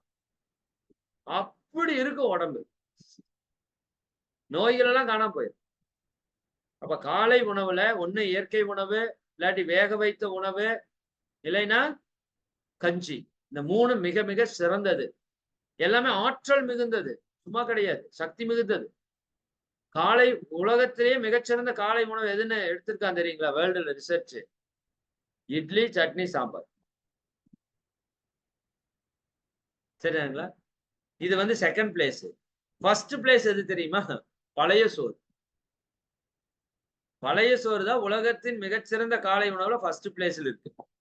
செகண்ட் பிளேஸ்ல இட்லியும், சட்னியும், சாம்பார் இருக்கு. ஏன்னா பழைய சோறு இரவு நீங்க தண்ணி ஊத்தி வச்சுட்டீங்கன்னா, காலையில அதுல நல்ல பாக்டீரியாஸ் கோடிக்கணக்கில் இருக்குமாமா. நல்ல பாக்டீரியாஸ். அதைத்தான் நம்ம முன்னோர்கள் நீர் ஆகாரமா குடிச்சிட்டு போயிருக்காங்க. அந்த நல்ல பாக்டீரியாஸ் உள்ள போய் அந்த உணவு குழாய் முழுசையும் தூய்மை பண்ணி அதுல இருக்கிற ஆற்றல் அபரிமிதமா நம்ம உடலுக்கு கிடைக்குன்னு கண்டுபிடிச்சிருக்காங்க. இன்னைக்கு பழைய சோறு 500 ரூபாய்க்கு விக்கிறான். சரிதானுங்களா? பழைய சோறு 500 ரூபாய் ஒரு ஹோட்டல்ல, துபாயில ஏதோ ஹோட்டல்ல போட்டோ போட்டிருந்தாங்க. அப்ப அதனோட பெருமை அருமையெல்லாம் நமக்கு தெரியல. பழைய சோறு 2 வெங்காயத்தை வச்சுட்டு குடிச்சிட்டீங்கன்னா, சும்மா அப்படியே அமிர்தமா இருக்கும் உடம்பு. அது இந்த வெய்ய காலத்துக்கெல்லாம் அதுதான் உணவாவே இருக்கணும். கம்பு வச்சு, கூழ வச்சு குடிச்சுக்கங்க. ரொம்ப சிம்பிளுங்க. காலங்காத்தால எந்திரிச்சோனே நிறைய பேர் வீட்டுல பூரி. செத்துது வயிறு. சரிதானுங்களா? இந்த எண்ணெயில போட்டு பொரிச்சு எடுத்து உள்ள அடிச்சீங்கன்னா, சரிதானுங்களா? இப்பதான் இன்ஜின் ஸ்டார்ட் ஆயிருக்கு. எடுத்தோனே ஒரு 1000 கிலோ வெயிட் தூக்கி வச்ச மாதிரி, அந்த பூரியை தின்னோனே மயக்கம் போட்டு விழுந்துருவான். உடம்பு வேலையே செய்யாது. அதை அரைக்கணும் இல்ல. அப்ப ஈஸியா செரிமானம் ஆகிற உணவை, சத்தான உணவை காலையில எடுத்து பாருங்க. உடல்ல எல்லா நோயும் குணமாயிரும். அது அப்படியே மருந்தா மாறும் நம்ம உடம்புல. காலை உணவு மருந்து. அப்ப காலையில ஹெவியா கட்டக்கூடாது. கல்யாணத்துக்கெல்லாம் போயிட்டு அவ்வளவுதான். சரிதானே? என்னென்னவெல்லாம் கிடைக்குதோ அத்தனையும் வாங்கி அடிக்கிறோம். 10 ஐட்டத்தை அடிக்கிறீங்க. வயிறு அப்படியே முடிஞ்சிரும். அது எவ்வளவுதான் தாங்கும்? அப்ப காலை உணவு இப்படி இருக்கணும். ராஜா மாதிரி நல்ல தேர்ந்த சக்தியான உணவுகளை எடுத்து சாப்பிட்டு பழகணும். மதியான உணவு என்ன சார் எடுக்கலாம்? மகிழ்ச்சி சொல்றாங்க, விதவிதமாய் காய்கறியோடு அரிசி சாதம். காய்கறி நிறைய இருக்கு. அரிசி கம்மியா இருக்கு. சரிங்களா? காய்கறிகள் நிறைய வச்சு, அரிசி கம்மியா வச்சு, நல்ல இளவரசன் மாதிரி நல்லா சாப்பிடு. மத்தியானம் நல்ல திருப்தியா சாப்பிடு. சரிங்களா? நல்ல ஒரு ஒரு 2 காய், ஒரு கீரை. பெண்களுக்கு தான் கொஞ்சம் கஷ்டம். பட் இப்படி நீங்க பண்ணி நீங்க சாப்பிடறக்கு ஆரம்பிச்சீங்கன்னா, ஆஸ்பத்திரிக்கு உங்க வீட்ல ஒருத்தர் கூட போமாட்டாங்க. மத்தியானம் 2 காய், ஒரு கீரை, கொஞ்சம் அளவான சாப்பாடு. சரிதானா? நீங்க ஒரு 300 கிராம் சாப்பிடுறீங்கன்னா, 150 கிராம் காயா இருக்கணும், 75 கிராம் கீரை இருக்கணும், 75 கிராம் ரைஸ் இருக்கணும். ஆனா இப்ப அப்படியே இருக்கு? காயும் கீரை 25 கிராம் இருக்கும். மிச்சம் இருக்க 275 கிராம் சாப்பாடு தான். விட்டு அடிக்க வேண்டியது தான். உடம்புல நோய் வரும். அப்ப காய்கறிகள அதிகப்படுத்தி, கீரைகள அதிகப்படுத்தி, சரியாங்களா? உணவு, சாப்பாடு கார்போஹைட்ரேட் கம்மியா தான் வேணும். அதை நீங்க முடிஞ்ச வரைக்கும் குறைச்சு சாப்பிடணும். அது நம்ம எத தவிர்க்க வேணும், எத சேர்த்த வேணுங்கிறத அந்த அரிசி பத்தியெல்லாம் நான் பின்னாடி பேசுறேன். மத்தியானம் நல்லா உணவு சாப்பிடுங்க. இளவரசன் மாதிரி சாப்பிடணும். சரிங்களா? இரவு நேரத்துல எப்படி சாப்பிடணும்? அதுதான் இங்க ரொம்ப இம்பார்ட்டன்ட். பீக்கே அதுதான். இரவு நேரத்துல எப்படி சாப்பிடணும்? பிச்சைக்காரனை போல சாப்பிடணும். நீங்க வேற மாரி எடுத்துக்க கூடாது. எங்க வீட்டுக்காரர் அப்படித்தாங்க சாப்பிடுறாரு. ம். நைட் பாருங்க. நீங்க கவனிங்க. நெறைய பேரு ஏன் நோய் வருது தெரியுங்களா? நான் காலையில நல்லா சாப்பிட மாட்டாங்க. மத்தியானம் நல்லா சாப்பிட மாட்டாங்க. அரைகுறையா தின்னுட்டு போயிருவாங்க. நைட் என்ன பண்ணுவாங்க? கடையில இருந்து கண்டதெல்லாம் வாங்கிட்டு வருவாங்க. போண்டா, பஜ்ஜி, அந்த கடையில போடுறது கண்டதெல்லாம் வாங்கிட்டு வந்துருவாங்க. வீட்டுக்காரம்மா காலையில, மத்தியானம், சாயங்காலம் செஞ்சது எல்லாத்தையும் எடுத்து வச்சுக்குவாங்க. சரிதானா? டிவி போட்டுக்குவாங்க. சும்மா காலையில, மத்தியானம், நைட்டு செஞ்சது, இன்னும் பக்கத்து வீட்ல குடுத்தது, இவரு கடையில வாங்கிட்டு வந்தது எல்லாத்தையும் பார்த்தீங்கன்னா, ஆக்சுவலா பெக்கர் மாரியே இருக்கும். பிச்சைக்காரன் தான் 10 வீட்ல பொருள் வாங்கிட்டு வந்து திம்பான்ல. சரிதானா? அந்த மாதிரி சாப்பிட சொல்லல. சரியா? அப்படி சாப்பிட்டதே இத்தன நோய். ஆக்சுவலா இரவுல உணவே சாப்பிடல நம்ம முன்னோர்கள். தெரியுமா உங்களுக்கு? காலையில நீச்ச தண்ணி, 11 மணிக்கு சாப்பாடு, மாலை 6 மணிக்கு உணவோட முடிச்சுட்டாங்க. 6 மணிக்கு மேல அவங்க சாப்பிடவே இல்ல.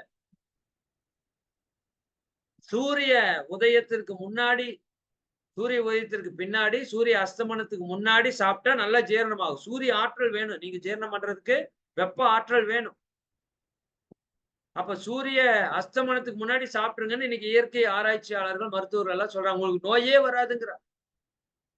நாம எத்தனை மணிக்கு? 6 மணிக்கு விட்டு 7க்கு சாப்பிட்டா கூட பரவால்ல. 8க்கு, 9க்கு, 10க்கு, 11க்கு, 12 மணிக்கு திங்கிறானுங்க. என்ன நடக்கும் உடம்பு? ஃபுல் கட்டு கட்டுறோம். நைட் என்ன வேலை பார்க்கிறோம்? தூங்க போறோம். நெறைய பேருக்கு தூக்கம் வரல, தூக்கம் வரல. ஏன்? கண்டத தின்னுட்டு நைட் படுத்துடுறோம். இரவு எந்த வேலையும் பார்க்கறது இல்ல. சும்மா உடம்பு படுத்திருக்குது. சாப்பாடே தேவையில்ல இரவு உடம்புக்கு. வெறும் வயித்தோட படுத்தா பசிக்குமேன்னு சொல்லி, கொஞ்சம் பால குடிச்சிட்டு படுங்கன்னு நம் முன்னோர்கள் சொல்லிட்டாங்க. வெறும் வயித்தோட படுக்காதப்ப கொஞ்சம் பால் 1 டம்ளராவது குடிச்சிட்டு படு. இதுதான் இரவுக்கு உணவு. நம்மாள் என்ன பண்றான்? எல்லாத்தையும் கட்டிட்டு கடைசியா பால குடிக்கிறான். சிலருக்கு நைட்டே சங்கு ஊதிருது. 3 மணிக்கு போயிட்டாருங்க சார். அடுத்த நாள் அவனுக்கு பாலே ஊத்திர்றான். அட்டாக் வந்துருது. யோசிங்க. நைட் என்ன வேலை பார்க்குறீங்க? ஒரு வேலையும் பார்க்கல. சும்மா படுத்து கிடக்குறீங்க. எப்படி ஜீரணமாகும்? குடலே அசையாது. புரியுதா இல்லையா? அப்ப இரவு உணவு, காலை உணவு சாப்பிடுறதுக்கான நேரம் 7 டூ 9க்குள்ள காலை உணவு சாப்பிடணும். காலையில 7 மணிக்கு நீங்க சாப்பிடலாம். 8 மணிக்கு சாப்பிடலாம். 9 மணிக்குள்ள சாப்பிட்டுறணும். குறிப்பா வீட்ல இருக்கிற பெண்கள் இன்னைக்கு சொல்றேன் நோட் பண்ணிக்கோங்க. எனக்கு இந்த வேலை இருக்கு, அந்த வேலை இருக்குன்னா, அப்ப நீங்க ஆஸ்பத்திரி போறத கடவுளா வந்தாலும் காப்பாத்த முடியாது. காலை உணவு 7 டூ 9. மதிய உணவு 12லிருந்து 2. 12 மணிக்கெல்லாம் நீங்க சாப்பிட்டுக்கலாம். அதிகபட்சம் 2 மணிக்குள்ள சாப்பிட்டுறணும். சரிங்களா? இது 3 வேளை உணவு சாப்பிடுறவங்களுக்கு சொல்றேன். சரியா? 2 வேளை உணவு சாப்பிடுறவங்களுக்கு வேற ஒரு டைமிங் இருக்கு. அது 11 மணிக்கே சாப்பிடலாம். 2 வேளை உணவு சாப்பிடுறவங்க 11 மணிக்கு சாப்பிடலாம். 3 வேளை உணவு சாப்பிடுறாங்க. காலையில 7 டூ 9ல சாப்பிடணும். 7லிருந்து 8க்குள்ள சாப்பிட்டா மிக மிக சிறப்பு. அப்புறம் கரெக்ட்டா 12 மணிக்கெல்லாம் பசிக்கும். 12லிருந்து 2க்குள்ள சாப்பிடணும். 2 மணிக்கு மேல சாப்பிடக்கூடாது.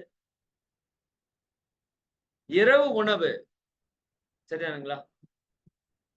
6ல இருந்து 8, 5ல இருந்து 7 தான் சொல்லுவோம். அதுதான் மிக மிக சிறப்பு. உங்களுக்காக 6ல இருந்து 8 வரைக்கும் நான் சொல்றேன். 6 மணிக்கு மேல இரவு உணவு சாப்பிடலாம். 9க்குள்ள 8க்குள்ள சாப்பிட்றணும். வேலைக்கு போயிட்டு வரவங்க அது அவங்களோட சூழல பொறுத்து நீங்க மாத்திக்கோங்க. மத்தவங்க வீட்ல இருக்கிறவங்க மத்தவங்க எல்லாம் முடிஞ்ச வரைக்கும் 6ல இருந்து 8க்குள்ள சாப்பிடணும். 7 மணிக்குள்ள சாப்பிட்டா மிக மிக சிறப்பு. சரிங்களா? 3 வேளை சாப்பிடுறதுக்கு சொல்றேன். அப்ப இரவு உணவு எப்படி இருக்கணும்? மிக மிக குறைவான உணவா இருக்கணும். பிச்சைக்காரன் மாரி சாப்பிடுறதுன்னா, பிச்சைக்காரனுக்கு எல்லார் வீட்லயும் கொண்டாந்து கொண்டாந்து சோறு போட மாட்டாங்க. எல்லார் வீட்ல கிடைச்சா உண்டு கொஞ்சமா.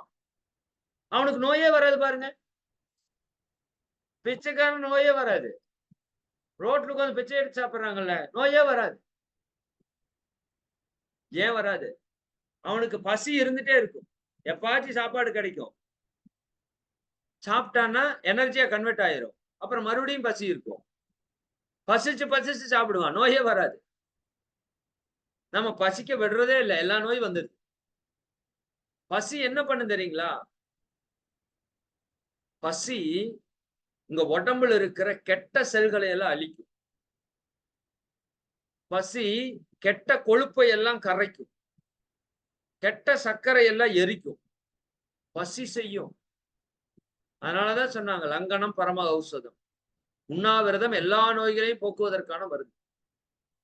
இஸ்லாம் சகோதரர்கள் 30 நாள் நோன்பு இருக்கிறாங்க. என்ன காரணம் தெரியுமா? அவங்க நிறைய நான்வெஜ் எடுப்பாங்க. அந்த கலாச்சாரத்துல இருந்து அவங்க வந்ததுனால நிறைய நான்வெஜ் எடுப்பாங்க. இப்ப நான்வெஜ்ல ஊருப்பட்ட கழிவுகள் வரும் உடம்புல. அந்த ஓராண்டுல 11 மாதம் சேர்த்த கழிவுகளை ஒரு மாதம் முழுக்க ஃபாஸ்டிங் இருந்து எரிக்கணும். அதுக்குதான் ஃபாஸ்டிங். மாலையில பாருங்க அந்த ஃபாஸ்டிங் முடிச்சோடனே கஞ்சி கொடுப்பாங்க. அந்த மாதிரி உணவை தான் எடுத்து முடிக்கணும். சரிங்களா? அப்ப நல்லா கவனமா இருங்க. இரவு உணவு மிக மிக குறைவான உணவு. 4 இட்லி நீங்க ரெகுலரா சாப்பிடுறேன்னா 2 சாப்பிடுங்க போதும். இல்ல முடியல சார் அப்படின்னா 3 சாப்பிடுங்க. குறைச்சிட்டே வந்துருங்க இரவு உணவை. சரிதானா? உணவு குறைஞ்சிருச்சுன்னா இரவுல ஆரோக்கியம் அதிகமாயிரும். இரவுல உணவு பெருக்க பெருக்க நோய் அபரிமிதமா உற்பத்தி ஆகும்.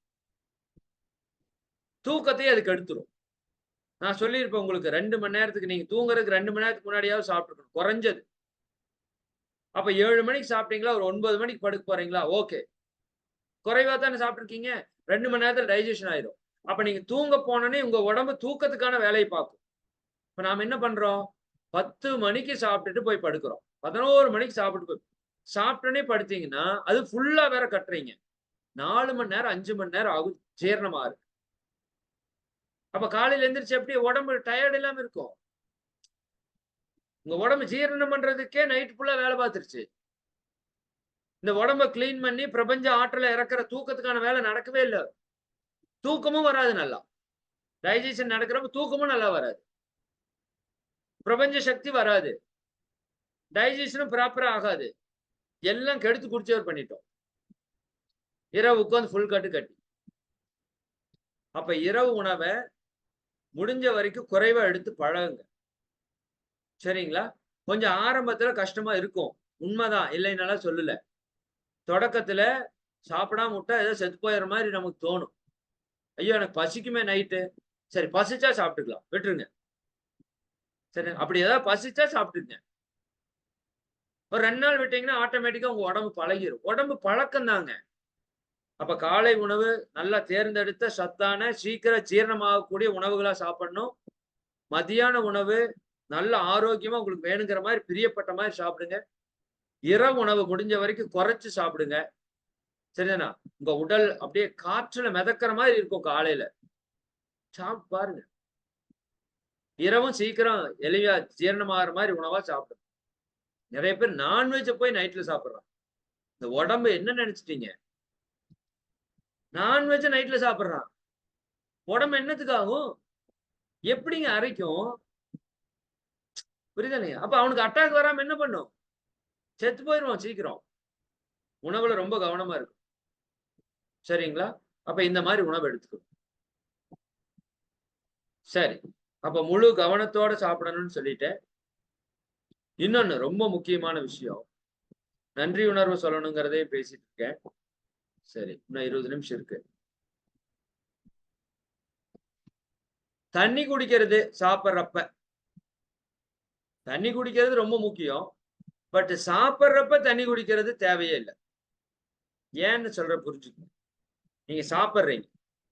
சாப்பாடு உமிழ்நீரோட கலந்து உள்ள போகும். உள்ள ஒரு ஆசிட் இருக்கு. உங்க இரைப்பையில ஒரு ஆசிட் இருக்கு. இது ஜீரணம் பண்றதுக்கு ஒரு ஆசிட் இருக்கு. உமிழ்நீரோட கலந்து போற உணவை அது ஜீரணம் பண்ணுது நல்லா. இப்போ அந்த ஆசிட் மேல நீங்க தண்ணியை ஊத்துனீங்கன்னா, ஆசிட் ஃபயர். தண்ணி குளிர்ச்சி. அப்ப தண்ணி உள்ள போச்சுன்னா ஃபயரை அணைச்சிடும். ஆசிட்டோட தன்மையை இழந்துரும் உணவு. அந்த ஆசிட் எப்படி எரிக்கும்? எப்படி டைஜஷன் ஆகும்? நான் என்ன சொல்றேன் கான்செப்ட் புரிஞ்சிருச்சா? அப்ப வயிற்றுக்குள்ள உணவை போடுறப்ப உமிழ்நீர் தான் தண்ணி மாதிரி போகணுமே தவிர பச்சை தண்ணியை குடிக்க கூடாது.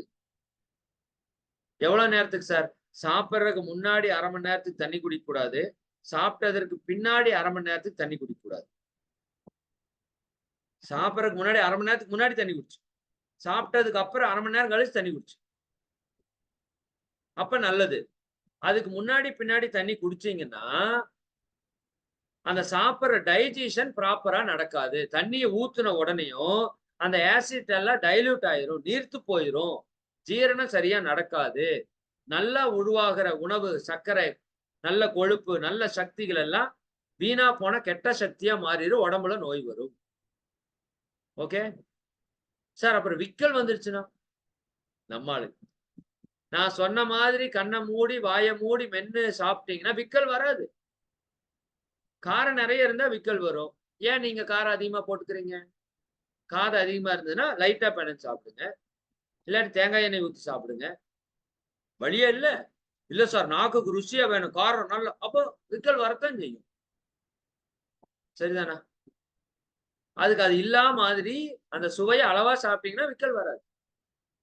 அதே மாதிரி லபக் லபக்னு அடிச்சாதான் விக்கல் வரும். இட்லி சாப்பிட்டா எனக்கு விக்கிக்கு சார். எப்படி விக்கும் இட்லி சாப்பிட்டா? நான் சொல்ற மாதிரி சாப்பிடுங்க, விக்குதான்னு பார்ப்போம். நல்ல உமிழ்நீரோட கலந்து சாப்பிடுங்க, விக்காது. சரிதானுங்களா? அப்படி ஏதாவது தேவைப்பட்டுச்சுன்னா ஒரு சிப்பு தண்ணி வாயில ஊத்தி நல்லா கொப்பளிச்சு அந்த தொண்டைக்குழி வரைய நலையிற வரைக்கும் போகணும். அப்படிதான் தண்ணி எடுத்துக்கலாம். அது ஆசிட் போய் ஃபால்ட் பண்ணாது. அப்படி ஏதாவது எமர்ஜென்சிக்கு தேவைன்னா ஒரு முடக்கு தண்ணி எடுத்து வாயில கொப்பளிச்சு மெதுவா அனுப்பிச்சிங்கன்னா குடல் இலகுவாயிரும். ஓகேவா? இது ரொம்ப ரொம்ப முக்கியம். சாப்பிடறதுக்கு முன்னாடி பின்னாடி 1/2 மணி நேரத்துக்கு தண்ணி குடிக்க கூடாது. எமர்ஜென்சினா தேவைன்னா ஒரு சிப்பு ஊத்தி வாயில கொப்பளிச்சு மெதுவா இறக்கிக்கோங்க. ரைட்? அதுக்கு அடுத்தது சாப்பிட்றதுக்கு முன்னாடி ஒரு குளிச்சதுக்கு அப்புறம் 1/2 மணி நேரம் கழிச்சு தான் சாப்பிடணும். குளிக்கிறீங்க. குளிக்கிறப்ப பச்சை தண்ணியிலயோ சுடு தண்ணியிலயோ குளிக்கிறீங்க. குளிக்கிறப்ப இந்த பாடியோட டெம்பரேச்சர் எல்லாம் மாறும். கவனிச்சிருக்கீங்களா? நீங்க குளிக்க போறப்ப ஒரு டெம்பரேச்சர் இருக்கும். நீங்க குளிக்கிறப்ப பச்சை தண்ணியை ஊத்திட்டீங்கன்னா உடம்போட டெம்பரேச்சர் ஃபுல்லா லோவாயிரும். குளிர்ச்சி தன்மையா மாறிடும். இல்ல சுடு தண்ணி ஊத்தினீங்கன்னா அது வெப்ப தன்மையா மாறிடும். அப்ப குளிச்ச உடனே உங்க பாடியோட டெம்பரேச்சர் வேற மாதிரி இருக்கும். அது சமனாகணும், சீராகணும்னா குறைஞ்சது 1/4 மணி நேரம், அதிகபட்சம் 1/2 மணி நேரம் ஆகும். அப்பதான் அந்த 3 ஓட்டமும் சமனாகும். அதுக்கப்புறம் தான் நீங்க சாப்பிடணும். ஆனா சில நாள் அகோர பசி இருக்கும். அந்த அன்னைக்கு குளிச்சுட்டு வந்தோடனே ரொம்ப அகோர பசியா இருந்ததுன்னா ஒரு 10 நிமிஷம் கழிச்சு சாப்பிட்டு. மற்ற நாள் பொதுவா நீங்க சாப்பிடுறதுக்கு முன்னாடி 1/2 மணி நேரத்துக்கு முன்னாடி குளிச்சிடணும். குளிச்சதுக்கு 1/2 மணி நேரம் கழிச்சு தான் சாப்பிடணும். சார் சாப்பிட்டுட்டு எவ்வளவு நேரம் கழிச்சு குளிக்கலாம்? இது நிறைய பேருக்கு தெரியாது. சாப்பிட்டுட்டு குறைஞ்சது 2:30 மணிலிருந்து 3 மணி நேரம் கழிச்சு தான் குளிக்கணும். சார் அதுல என்ன பிரச்சனை? அதுல இதேதான் பிரச்சனை. சாப்பிட்றப்ப வயிற்றுக்குள்ள போட்டீங்கல்ல, அது ஜீரணம் பண்ணிட்டு இருக்குல்ல, ஜீரணம் பண்றதுக்கு வெப்ப ஆற்றல் அதிகமா இருக்கணும். எப்படி கேஸை வச்சு சமைக்கிறீங்களோ அந்த மாதிரி உடம்பு வெப்ப ஆற்றலை ஆசிட் எல்லாம் பயன்படுத்தி சமைச்சிட்டு இருக்குது. அப்ப போய் நீங்க தண்ணி எடுத்து உடம்புல ஊத்துனீங்கன்னா உடம்போட டெம்பரேச்சர் மாறி. சரிங்களா? அப்ப நேருக்கு முரணான எஃபெக்ட் உடம்புல நடந்துடும். டைஜஷன் கெட்டு போயிடும். டைஜஷன் கெட்டு போச்சுன்னா அந்த உணவு கெட்டு போயிடும், அந்த சக்தி கெட்டு போயிடும், உடல் உறுப்புகள்ல நோயாமா. அவ்வளவுதான். அப்ப சாப்பிட்டதுக்கு அப்புறம் குறைஞ்சது 3 மணி நேரம் கழிச்சு தான் குளிக்கணும். சரிதானுங்களா? சாப்பிடுறதுக்கு முன்னாடி குளிச்சதுக்கு அப்புறம் 1/2 மணி நேரம் கழிச்சு சாப்பிடணும். சரிங்களா? கண்டித்து விட்டு தான் சாப்பிடணும். இது எல்லாம் நான் சொல்ல வேண்டியதா இருக்கு. சரிதானுங்களா? குளிச்சிட்டு தான் சாப்பிடணும். ஏன்? நைட் தூங்குறீங்கல்ல, தூங்குறப்ப நம்ம உடம்புல இருந்து சரிங்களா? கவனிச்சுக்கோங்க. சரிதானா? கிட்டத்தட்ட 3 கோடி செல்கள் உதிருமாமா. ஒவ்வொரு நாளும் 3 கோடி செல்கள் கொட்டுமாமா.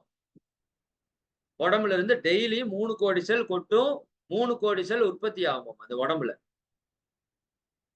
அப்ப நீங்க படுத்து தூங்கி எந்திரிக்கிறீங்கன்னா, கிட்டத்தட்ட 3 கோடி செல் செத்த செல், இறந்த செல்களோட தான் எந்திரிக்கிறோம். அதனாலதான் அடுத்தவங்க படுத்த இடத்துல படுக்கக் கூடாது. அவங்க போட்ட துணிய போடக்கூடாது. ஏன் பழைய துணி யூஸ் பண்ணக்கூடாது சொல்றாங்களே. சரிங்களா? அப்ப இரவு தூங்குறப்ப நம்ம உடம்புல கோடிக்கணக்கான செல்கள் இறந்து சாகும். அது விழுகும், உடம்புல இருந்து விழுகும். கண்ணுக்கு தெரியாது செல்கள். உற்பத்தியும் ஆகும். அப்ப காலையில எழுந்த உடனேயும் நீங்க அந்த இறந்த செல்களோடயே போய் ஒரு உணவ சாப்பிடுறீங்கன்னா, அந்த செல்கள் அந்த உணவுல கலந்து உள்ள போறதுக்கு வாய்ப்பு இருக்கு. அது உடம்புல பல நோய்களை உற்பத்தி. அதனாலதான் சொன்னாங்க, "கூழானாலும் குளித்து குடி." கூழையே குடிச்சாலும் பரவாயில்லப்பா, தப்பு கிடையாது. பட் குளிச்சுட்டு குடி. குடிச்சிட்டு உடம்ப சுத்தம் பண்ணிக்கோ. சரிதானா? அந்த நெகட்டிவ் எனர்ஜி எல்லாம், அந்த கெட்ட சக்தி எல்லாம் போக்கிட்டு, அதுக்கப்புறம் அதை குடிச்சீன்னா, அது அமிர்தமாக, மருந்தாக வேலை செய்யும். "கந்தலானாலும் கசக்கி கட்டு." கிழிஞ்ச துணிதான்ப்பா. இருந்தாலும் பரவால்ல. அதை கொஞ்சம் புழிஞ்சு சுத்தம் பண்ணிட்டு கட்டுப்பா. உடம்புல நோய் வராது. சுத்தம் சுகம் தரும். படிச்சிருக்கீங்களா? சுத்தம் சோறு போடும். அப்ப சாப்பிடுறதுன்னு நீங்க ஆரம்பிச்சீங்கன்னா, குளிக்காம சாப்பிடக்கூடாது. கம்பல்சரி குளிக்கணும். சரியா? சரி, ஃபைனலா நான் என்ன சொல்றேன்னா, சாப்பாட்டுக்கு நன்றி சொல்லி பழகணும். எதுக்கு சார் சாப்பாட்டுக்கு நன்றி சொல்லணும்? நாங்க கஷ்டப்பட்டு சம்பாரிச்சு அரிசி வாங்கி, காய்கறி வாங்கி சாப்பிடுறோம். அதுக்கு எதுக்கு சார் நன்றி சொல்லணும்? அப்படி ஒரு கேள்வி நம்மகிட்ட இருக்கும். நான் உங்க எல்லார்கிட்டயும் கேட்கிறேன் ஒரு கேள்வி. நீங்க 2 வேளை உணவுக்கு டைமிங் சொல்லட்டுமா? 2 வேளை உணவுல காலையில நீர் ஆகாரம் குடிக்கணும்.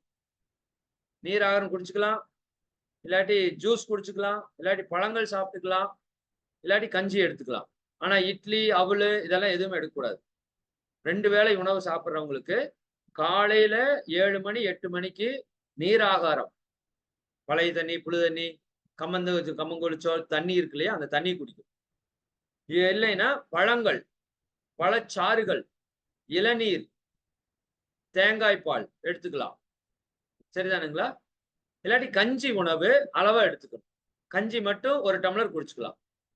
நல்லா வேக வச்சு கஞ்சி. 1 டம்ளர் இது குடிச்சிடணும். இது வந்து காலை உணவு.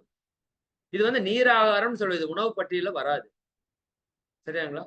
அதுக்கப்புறம் 11 மணிக்கு, இப்ப 8 மணிக்கு எடுத்தீங்கன்னா 9, 10, 10:30, 11ங்கிறப்ப கப கப கபன்னு பசிக்கும். அந்த 11 மணிக்கு மேல பசிக்கிறப்ப நல்லா சாப்பிடணும். நல்லா சாப்பிடணும். முதல் ஏப்பம், 2வது ஏப்பம் வரைக்கும் கூட சாப்பிடுங்க. தப்பில்ல. சரியா? நல்லா திருப்தியா சாப்பிடுங்க. அதே சாப்பிடுற மெத்தட் எல்லாம் வாய மூடி மென்னு சாப்பிடுறது எல்லாமே. சரி. அதற்கு அடுத்தது இரவு. மாலை உணவு. அதுக்கு பேரு இரவு உணவு இல்ல. 2 வேளை சாப்பிடுறவங்களுக்கு மாலை உணவு தான். நீங்க 12 மணிக்கு சாப்பிட்டா, 5 மணிக்கு உங்க பசி அப்படியே கப கப கப கபன்னு வரும்.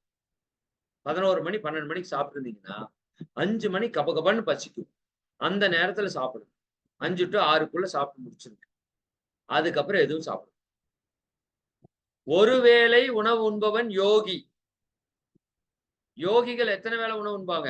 ஒரே வேளை தான் உணவு. யோகிக்கு ஒரே வேளை தான் உணவு. 2 வேளை உணவு உண்பவன் போகி. போகினா அனுபவிப்பவன். மகிழ்ச்சியாக ஆனந்தமாக இந்த வாழ்க்கையை அனுபவிப்போம். அவனுக்கு பேர் போகி என்று பெயர். அனுபோகம் கேள்விப்பட்டிருக்கீங்களா? அனுபோகி அப்படின்னா இந்த வாழ்க்கையை அவன் என்ஜாய் பண்றான், இந்த உலகத்தை அவன் சந்தோஷமா அனுபவிக்கிறான். அவன் 2 வேளை தான் சாப்பிடுவான்னு சொல்றாங்க. இது சித்தர்கள் கொடுத்த ஃபார்முலா. 3 வேளை சாப்பிடுபவன், 3 வேளை சாப்பிடுவன் ரோகி. ரோகினா நோயாளி என்று பெயர். ரோகம்னா நோய் என்று பெயர். 3 வேளை சாப்பிடுவன் ரோகி, அவன் நோயாளி. இப்ப அப்படித்தான் இருக்கும். நம்ம அத்தனை பேர் 3 வேளை சாப்பிடுறோம், அத்தனை பேர் நோயாளி. கரெக்டா எழுதி வச்சிருக்கான் பாரு.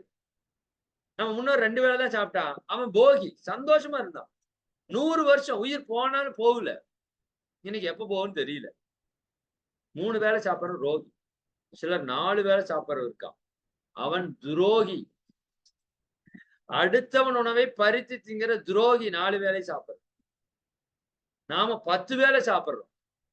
சார் எங்க சார் 10 வேளை? நான் தான் அன்னைக்கு பட்டியல் சொன்னல, காலையில எந்திரிச்சோன்னே டீ, அதுவும் சாப்பாடுதான். கூட பிஸ்கட், ரஸ்க், பன்னு, ரொட்டி, பருக்கி எல்லாம், இதுவும் சாப்பாடுதான். காலையில டிஃபனு, அப்புறம் டீ பிரேக்கு, டீ பிரேக்ல பச்சி போண்டா டீ, அதுவும் சாப்பாடு. 4வது மத்தியான உணவு, அப்புறம் 3 மணிக்கு 5வது சாப்பாடு, டீ, காபி, பிஸ்கட், டீ. அப்புறம் 6வது சாப்பாடு சாயங்காலம் 6 மணிக்கு சுண்டல், வடை, டீ. அப்புறம் 7வது சாப்பாடு நைட்டு டின்னரு. 8வது சாப்பாடு நைட்டு பால். சங்குதான், கன்ஃபார்மா சங்குதான், நோ டவுட். சரிங்களா? உணவை குறைச்சிங்கன்னா நோய் ஓடிடும். உணவு அதிகரிக்க அதிகரிக்க நோய் அதிகரிக்கும். சரிதாங்களா? சரி, அப்ப என்ன சொல்ல வந்தோம்? ஒரு விஷயம் சொல்லிட்டு இருந்தேன்ல, உணவு. உணவு சரி, இந்த பாயிண்ட் சொன்னாதான் உங்களுக்கு கம்ப்ளீட் ஆகும். இதுல இன்னும் நிறைய இருக்கு, அதெல்லாம் அப்புறம் பின்னாடி பார்ப்போம். நான் முக்கியமானது மட்டும் உங்களுக்கு ஷேர் பண்றேன். அதாவது நான் உங்க எல்லார்கிட்டையும் ஒரு கேள்வி கேட்கிறேன். ஒரு லெமன் ஜூஸ் போடணும்.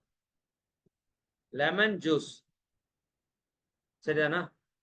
எலுமிச்சம்பழ சாறு குடிக்கிறதுக்கு ரெடி பண்ணணும். எத்தனை பேர் அதற்கு உழைக்கணும்னு நீங்க சொல்லுங்க. எல்லாரும் சேட்ல போடுங்க. போகினா சுகவாசி, கரெக்டுமா? சுகவாசி அவன். ஒரு லெமன் ஜூஸை நான் குடிக்கிறதுக்கு எத்தனை பேர் வேலை செய்ய வேண்டும் என்பது என்னுடைய கேள்வி. நீங்க உங்க பதில சேட்ல போடுங்க. புவனேஸ்வரி அம்மா போட்டாங்க. ஏயா, நான் லெமன் ஜூஸ் குடிக்கிறேன், நான் போட்டு குடிச்சிட்டு போறேன். அதுல எத்தனை பேருடைய உழைப்பு இருக்குதுன்னு கேட்கிறேன். Only 1% sir. என்ன சார் இது? ஒருத்தர் 6, ஒருத்தர் 4, ஒருத்தர் 5.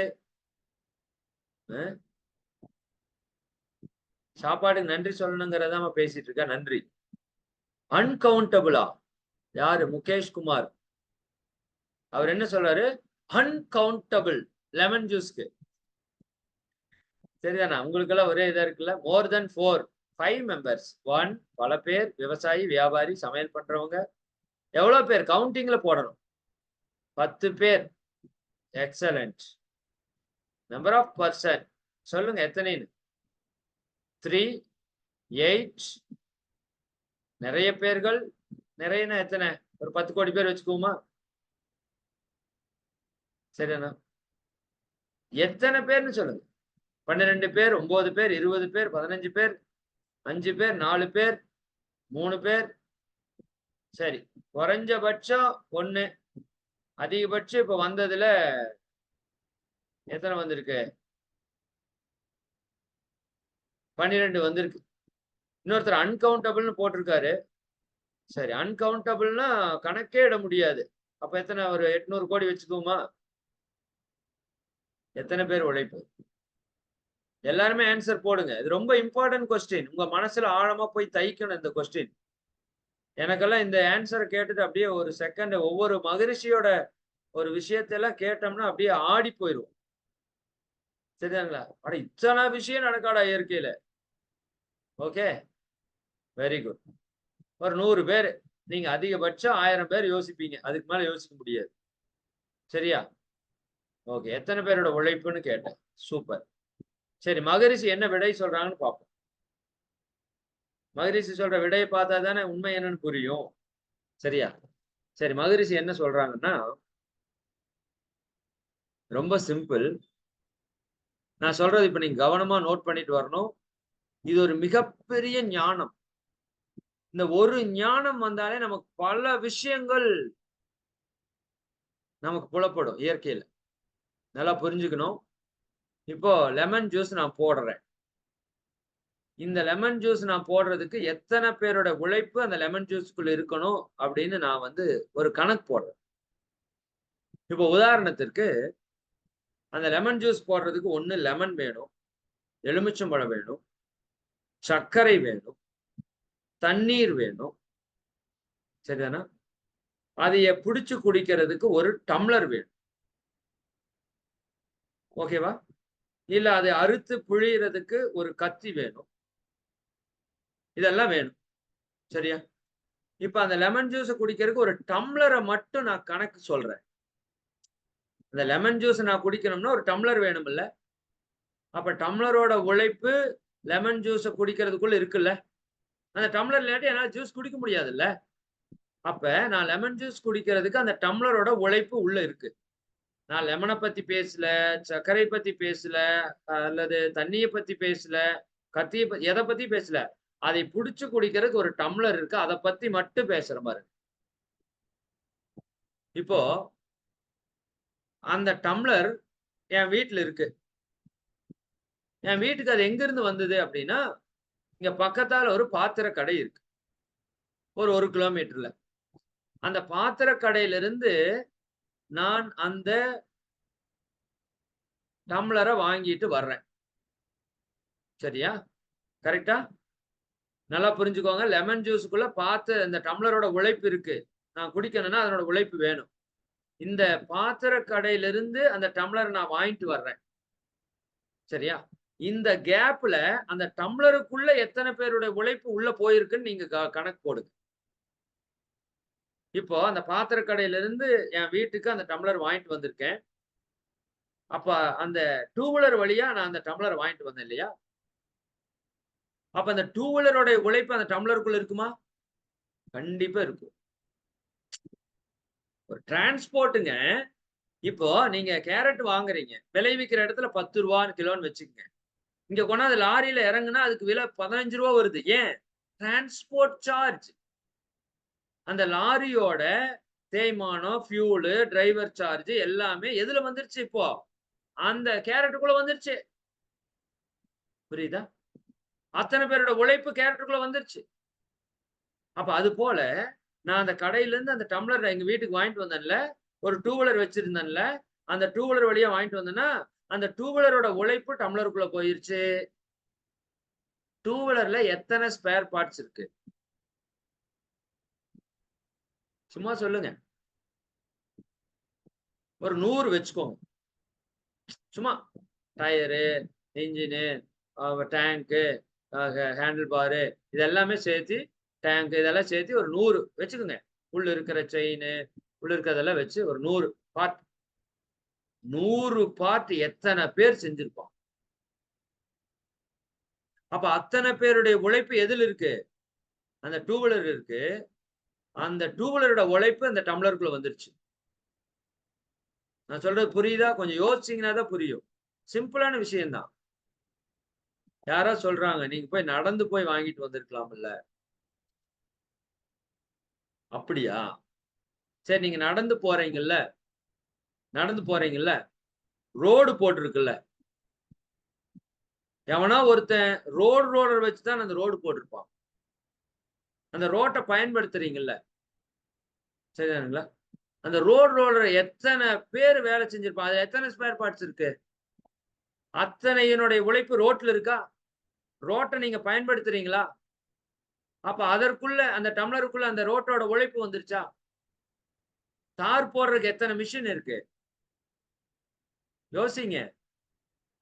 சரிதானா? ஒரு சின்ன பொறி தான் மகரிஷி தட்டி விடுறாரு. சரியா? சரி, ரோட்டோட மொத்த உழைப்பும் உங்க டம்ளருக்குள்ள வந்துருச்சு இப்போ. அந்த 2 வீலர் ரோட்ல தான் ஓட்டிட்டு வரேன் நானு. நான் நடந்து போனாலும் ரோட்ல தான் போகணும். அப்ப ரோட்டுக்காக எத்தனை பேர் உழைச்சானோ, எத்தனை பேர் அந்த தார கண்டுபிடிச்சதுல இருந்து எத்தனை பேர் அங்க அறிவு குடுத்திருக்கானோ, அத்தனை பேரோட உழைப்பு ரோட்ல இருக்கு. நாம பயன்படுத்துறோம். சரி, அடுத்தது வர்றேன். 2 வீலர்ல வாங்கிட்டு வந்துட்டோம். நான் உதாரணத்துக்கு சொல்றேன். 2 வீலர்ல வாங்கிட்டு வந்துட்டோம். அல்லது ரோடு போடுறதுக்கு ரோடு மிஷின். இப்ப 2 வீலர் வாங்கிட்டு வந்தப்ப 2 வீலர் எதுல ஓடுது? பெட்ரோல்ல ஓடுது. சரிதானுங்களா? பெட்ரோல் எங்க போய் புடிச்சோம்? பங்க்ல புடிச்சோம். பங்கோட உழைப்பு வந்துருச்சா வண்டிக்குள்ள? சரி, பங்குக்கு அந்த பெட்ரோல் எங்க இருந்து வருது? எதன் மூலமா வருது? லாரி மூலமா வருது. நல்லா புரிஞ்சுக்கோங்க. ஒரு லாரி மூலமா பெட்ரோல் வந்து பங்க்ல விழுந்து, அப்ப அந்த பெட்ரோலுக்குள்ள லாரியோட உழைப்பு வந்துருச்சு. பெட்ரோல் வந்து நம்ம 2 வீலருக்கு வந்துருச்சு. அப்ப லாரியோட உழைப்பு மறைமுகமா பெட்ரோலுக்குள்ள வந்து நம்ம 2 வீலருக்குள்ள வந்துருச்சு. லாரி எத்தனை ஸ்பேர் பார்ட்ஸ்? ஒரு 1000 ஸ்பேர் பார்ட்ஸ்ன்னு வச்சுக்கோங்க. எத்தனை பேர் உழைச்சிருப்பான் அதுக்கு? அத்தனை பேரோட உழைப்பும் என் டம்ளருக்குள்ள வந்துருச்சு. இன்னும் முடியல. சரிங்களா? இப்பவே தலை சுத்துதா? சரி. லாரிக்கு பெட்ரோல் வந்துச்சுல்ல, எங்கிருந்து வந்துச்சு? அரபிய நாடுகள்ல இருந்து வருது. எதுல வருது? கப்பல்ல வருது. கப்பல் எத்தனை ஸ்பேர் பார்ட்ஸ்? சரிதானுங்களா? லட்சக்கணக்கான ஸ்பேர் பார்ட்ஸ். எத்தனை பேர் செஞ்சிருப்பான்? புரியுதா? ஒரு பிடி உணவில் உலக ஒற்றுமை கண்டிடு. ஒரு பிடிதான் சாப்பாடு. ஒரு ஜூஸ். ஒரு ஜூஸுக்காயா இத்தனை உழைப்பு? ஆமா, சத்தியம், உண்மை. இது தெரியல நமக்கு. உணவை வீணாக்காதேன்னு சொன்னது சும்மா இல்ல. சரி, ஒரு பருக்க உங்க தட்டுக்கு வர்றதுக்கு எத்தனை உழைப்பு எடுத்துட்டு வருது தெரியுமா உங்களுக்கு? நமக்கு தெரியாது. ஒரு பருக்க நம்ம கைக்கு வரணும்னா கோடிக்கணக்கான மக்களுடைய உழைப்பை எடுத்துட்டு நம்ம கைக்கு வருது அந்த சாப்பாடு. சரிங்களா? கவனமா ஹேண்டில் பண்ணணும் உணவ. இந்த பஞ்சபூத சக்திகள் அந்த உணவுல இணைஞ்சிருக்கு. நவகோள்களுடைய ஆற்றல்கள் இணைஞ்சிருக்கு. பிரபஞ்ச சக்தி இணைஞ்சிருக்கு. இன்னும் கோடிக்கணக்கான மக்களுடைய அறிவின் ஆற்றல் உழைப்பு அதுக்குள்ள இணைஞ்சிருக்கு. சக்கரம் கண்டுபிடிச்சாலும் நம்ம தாத்தன்.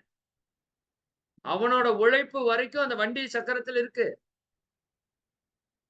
நெருப்ப கண்டுபிடிச்ச நெருப்பு தான் நம்ம வண்டியில இன்னைக்கு வந்து ஃபயரா வேலை செய்யுது. சரிதானா? எத்தனை பேரோட உழைப்பை நம்ம எடுத்துட்டு வாழ்றோம். அந்த உணவுல எத்தனை பேரோட உழைப்பு இருக்கு. நான் இனிமேல் லெமன் ஜூஸே குடிக்க மாட்டேன்னு சொல்லாதீங்க. சரிதானா? குடிங்க. பட் கொஞ்சமாவது நன்றி உணர்வோட குடிங்க. எத்தனையோ பேரோட உழைப்பு எடுத்துட்டு தான் இந்த உணவு எனக்கு வந்திருக்கு. இன்னும் நான் டம்ளர் பத்தி தான் பேசிட்டு இருக்கேன். அதுவே முடியல. டம்ளர் எடுத்துட்டு வந்த வழி, அது டயர்னா டயரை தயாரிச்சவன், டயர் கம்பெனி, டயரை கண்டுபிடிச்சவன்ல இருந்து நான் பேசுவேன். இன்ஜின்னா இன்ஜினை கண்டுபிடிச்சவன், அதுக்கு முன்னாடி சக்கரத்தை கண்டுபிடிச்ச நம்ம முன்னோர்கள், மாட்டு வண்டியை கண்டுபிடிச்சோம். அத்தனை பேரோட உழைப்பு அதுக்குள்ள இருக்கு. நெருப்பு கண்டுபிடிச்சவனோட உழைப்பு இருக்கு. பல்பு கண்டுபிடிச்சவனோட உழைப்பு இருக்கு. கரண்ட் கண்டுபிடிச்ச தாமஸ் ஆல்வா எடிசனோட உழைப்பு அங்க இருக்கு. அந்த ரோடு போடுறதுக்கு மிஷின் எடுத்துக்கங்க. புரியுதுங்களா? அப்ப கோடிக்கணக்கான பேருடைய உழைப்பையும், அறிவையும், ஆற்றலையும் எடுத்துட்டு தான் அந்த உணவு நம்ம கிட்ட வருது. உணவு மட்டுமில்ல, எல்லா பொருளும் அப்படித்தான் வருது. அப்ப எங்கேயோ ஒருத்தன் தேங்காய், ஏதோ ஒரு நாட்டுல, அது கேரளாவிலயோ வேற ஏதாவது நாட்டிலேயோ இருக்கிற தேங்காயை நாம வாங்கி சாப்பிடுறோம். அப்ப அவங்களோட உழைப்பை நம்ம பயன்படுத்துறோம். பருப்பு எங்கிருந்தோ வருது. மிளகு ஏதோ மலையில விளைவிச்சு வருது. கடுகு எங்கிருந்தோ வருது. முருங்கக்காய் ஒரு இடத்துல இருந்து வருது. அரிசி சேத்துல ஒருத்தன் காலை வச்சு வேலை செஞ்சா தான் நம்ம சோத்துல கை வைக்க முடியும். அரிசி அங்கிருந்து வருது.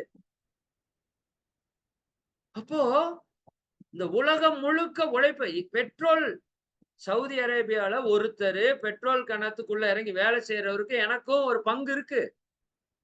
நான் அந்த பெட்ரோலை பயன்படுத்துறேன். அவர் கிணத்துக்குள்ள இறங்கி பெட்ரோல் எடுத்தா தான் நான் பெட்ரோல் யூஸ் பண்ண முடியும். சரிதானுங்களா? நல்லா புரிஞ்சுக்கோங்க. அப்ப நம்ம சாப்பிடுற உணவு பல கோடி பேரோட உழைப்புல வர்றது. நீங்க கோடி கோடியா பணம் வச்சுட்டு நடு பாலைவனத்துல ஏதோ படத்துல கொண்டு போய் விக்ரம் வில்லன் இறக்கி விட்டுருவாரு. சாரி. அப்படி விட்டுட்டா நீங்க எத்தனை கோடி வச்சிருந்தாலும் 10 காசுக்கு பிரயோஜனம் இல்ல. அப்ப அவ்வளவு தெய்வீகமான ஒரு உணவை அத்தனை பேரோட உழைப்பையும் இறைவனோட பஞ்சபூத நவகோள்களோட பிரபஞ்சத்தோட ஆற்றலை எடுத்துட்டு வந்து நமக்கு ஆற்றலை கொடுக்கிற அந்த உணவை எப்படி சாப்பிடணும்? நன்றி உணர்வோட சாப்பிடணும். இன்னைக்கு சாப்பாடு கிடைக்காம எத்தனை பேர் இருக்காங்க தெரியுங்களா? மண்ணை தின்னுட்டு இருக்கிறவங்க இருக்கான் சில நாடுகள்ல. சரிதானா?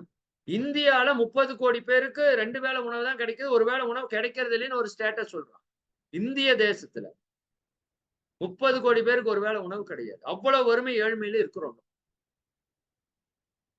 சரிங்களா? நான் சொல்லுவேன், ஒரு சோறு தானே. டைம் ரொம்ப ஆயிடுச்சு. சரி, நிறைவு பண்ணிக்குவோம். இந்த ஒன்ன சொல்லி நிறைவு பண்ணிக்குவோம். ஒரு பருக்க தானே, நிறைய பேர் சொல்லுவாங்க. ஒரு பருக்க தானே வீணாக்குறது. எவ்வளவு பெரிய பாவம் தெரியுமா? ஒரு பருக்கு உங்க கைக்கு வரணும்னா பல 1000 கோடி பேரோட உழைப்பை நீங்க வீணாக்குறீங்க. கீழே போடுறீங்க. சரி, நான் கேட்கிறேன், ஒரு பருக்க தானே கீழே போகுது. சரியாங்க? இப்ப உலகத்துல 800 கோடி பேர் இருக்கிறோம். ஒரு பருக்க தானே. 800 கோடி பருக்க. 3 வேளைக்கு 2400 கோடி பருக்க. ஒரு ஊரே சாப்பிடும். சரியானுங்களா? பாக்குறப்ப சின்னது. ஆனா கவுண்ட் பண்ணி பாத்தீங்கன்னா அது பெரிய விஷயமா இருக்கும். அதனால உணவை நன்றி உணர்வோட சாப்பிடும். எந்த உணவையும் வீணாக்கறதுக்கு நமக்கு உரிமை கிடையாது. ஏன்னா எந்த உணவையும் நம்மளால தயாரிக்க முடியாது. நன்றி சொல்லிட்டு, இந்த உணவை கொடுத்ததுக்கு நன்றி. இந்த உணவு கொடுத்த தாவர இனங்களுக்கு நன்றி. இந்த உணவை கொடுத்த அந்த பிரபஞ்சத்துக்கு நன்றி. இயற்கைக்கு நன்றி. பஞ்சபூதங்களுக்கு நன்றி. விவசாய பெருமக்களுக்கு நன்றி. இதை சமைத்து கொடுத்த அந்த பெண்களுக்கு நன்றி. நன்றி சொல்லிட்டு சாப்பிட்டு பாருங்க. அந்த உணவு உங்க உடம்புல அத்தனை நோயை குணப்படுத்தும். நான் அது எப்படின்னு சொல்றேன் பின்னாடி. உணவு எடுத்து வச்சுட்டு ஒரு மந்திரம் சொன்னீங்கன்னா அது உள்ள போய் மருந்தா வேலை செய்யும். நீங்க சொல்லி அனுப்பணும். உணவு எடுத்துட்டு, நீ எனக்கு உடல்ல உள்ள போய் எனக்கு கிட்னி ப்ராப்ளமா, எனக்கு கிட்னியை பரிபூர்ணமா நீ குணப்படுத்துறதுக்கு நன்றின்னு சொல்லி சாப்பிடுங்க, கிட்னி ரெடி ஆயிரும். செஞ்சு பாருங்க. ஹார்ட்ல பிளாக் இருக்கா? இந்த உணவு நீ உள்ள போய் ஹார்ட் பிளாக் எல்லாத்தையும் பக்காவே கியூர் பண்ணி என்னோட ஹார்ட் ஆரோக்கியமா பண்ணிரும் உணவு. உணவுக்கு அவ்வளவு பெரிய ஆற்றல் இருக்கு. தண்ணிக்கு அவ்வளவு பெரிய ஆற்றல் இருக்கு. சரி, அப்ப இந்த விதத்துல சொன்ன விஷயங்களை நீங்க எடுத்து முறையா செய்யுங்க. சரி, மிக்க மகிழ்ச்சி. உங்களை வாழ்த்திட்டு ஒரு முக்கிய அறிவிப்பு கொடுக்கணும், கொடுத்துருக்கோம். தியான நிலைக்கு வந்திருக்கு. வாழ்க வளமுடன். இன்றைய தெய்வீக நிகழ்வில் கலந்து கொண்டுள்ள நீங்களும் உங்கள் அன்பு குடும்ப உறுப்பினர்கள் அனைவரும் எல்லாம் வல்ல அருட்பேராற்றலுடைய கருணையினால் உடல் நலம், நீலாயுள், நிறை செல்வம், உயர் புகழ், மெய்ஞானம் ஓங்கி இறை உணர்வு, அறநெறி, கல்வி, தனம், தானியம், இளமை, வலிவு, துணிவு, நன்மக்கட்பேர், அறிவில் உயர்ந்தோர் நட்பு, அன்புடைமை, அகத்தவம், அழகு, புகழ், மனித மதிப்புணர்ந்து ஒழுகும் பண்பு, பொறையுடைமை எனும் பேர் 16 பெற்று பெருவாழ்வு வாழ்க. வாழ்க வளமுடன். வாழ்க வளமுடன். வாழ்க வளமுடன். வாழ்க வளமுடன். நண்பர்களே, மிக்க மகிழ்ச்சி. ஒரே ஒரு முக்கிய அறிவிப்பு.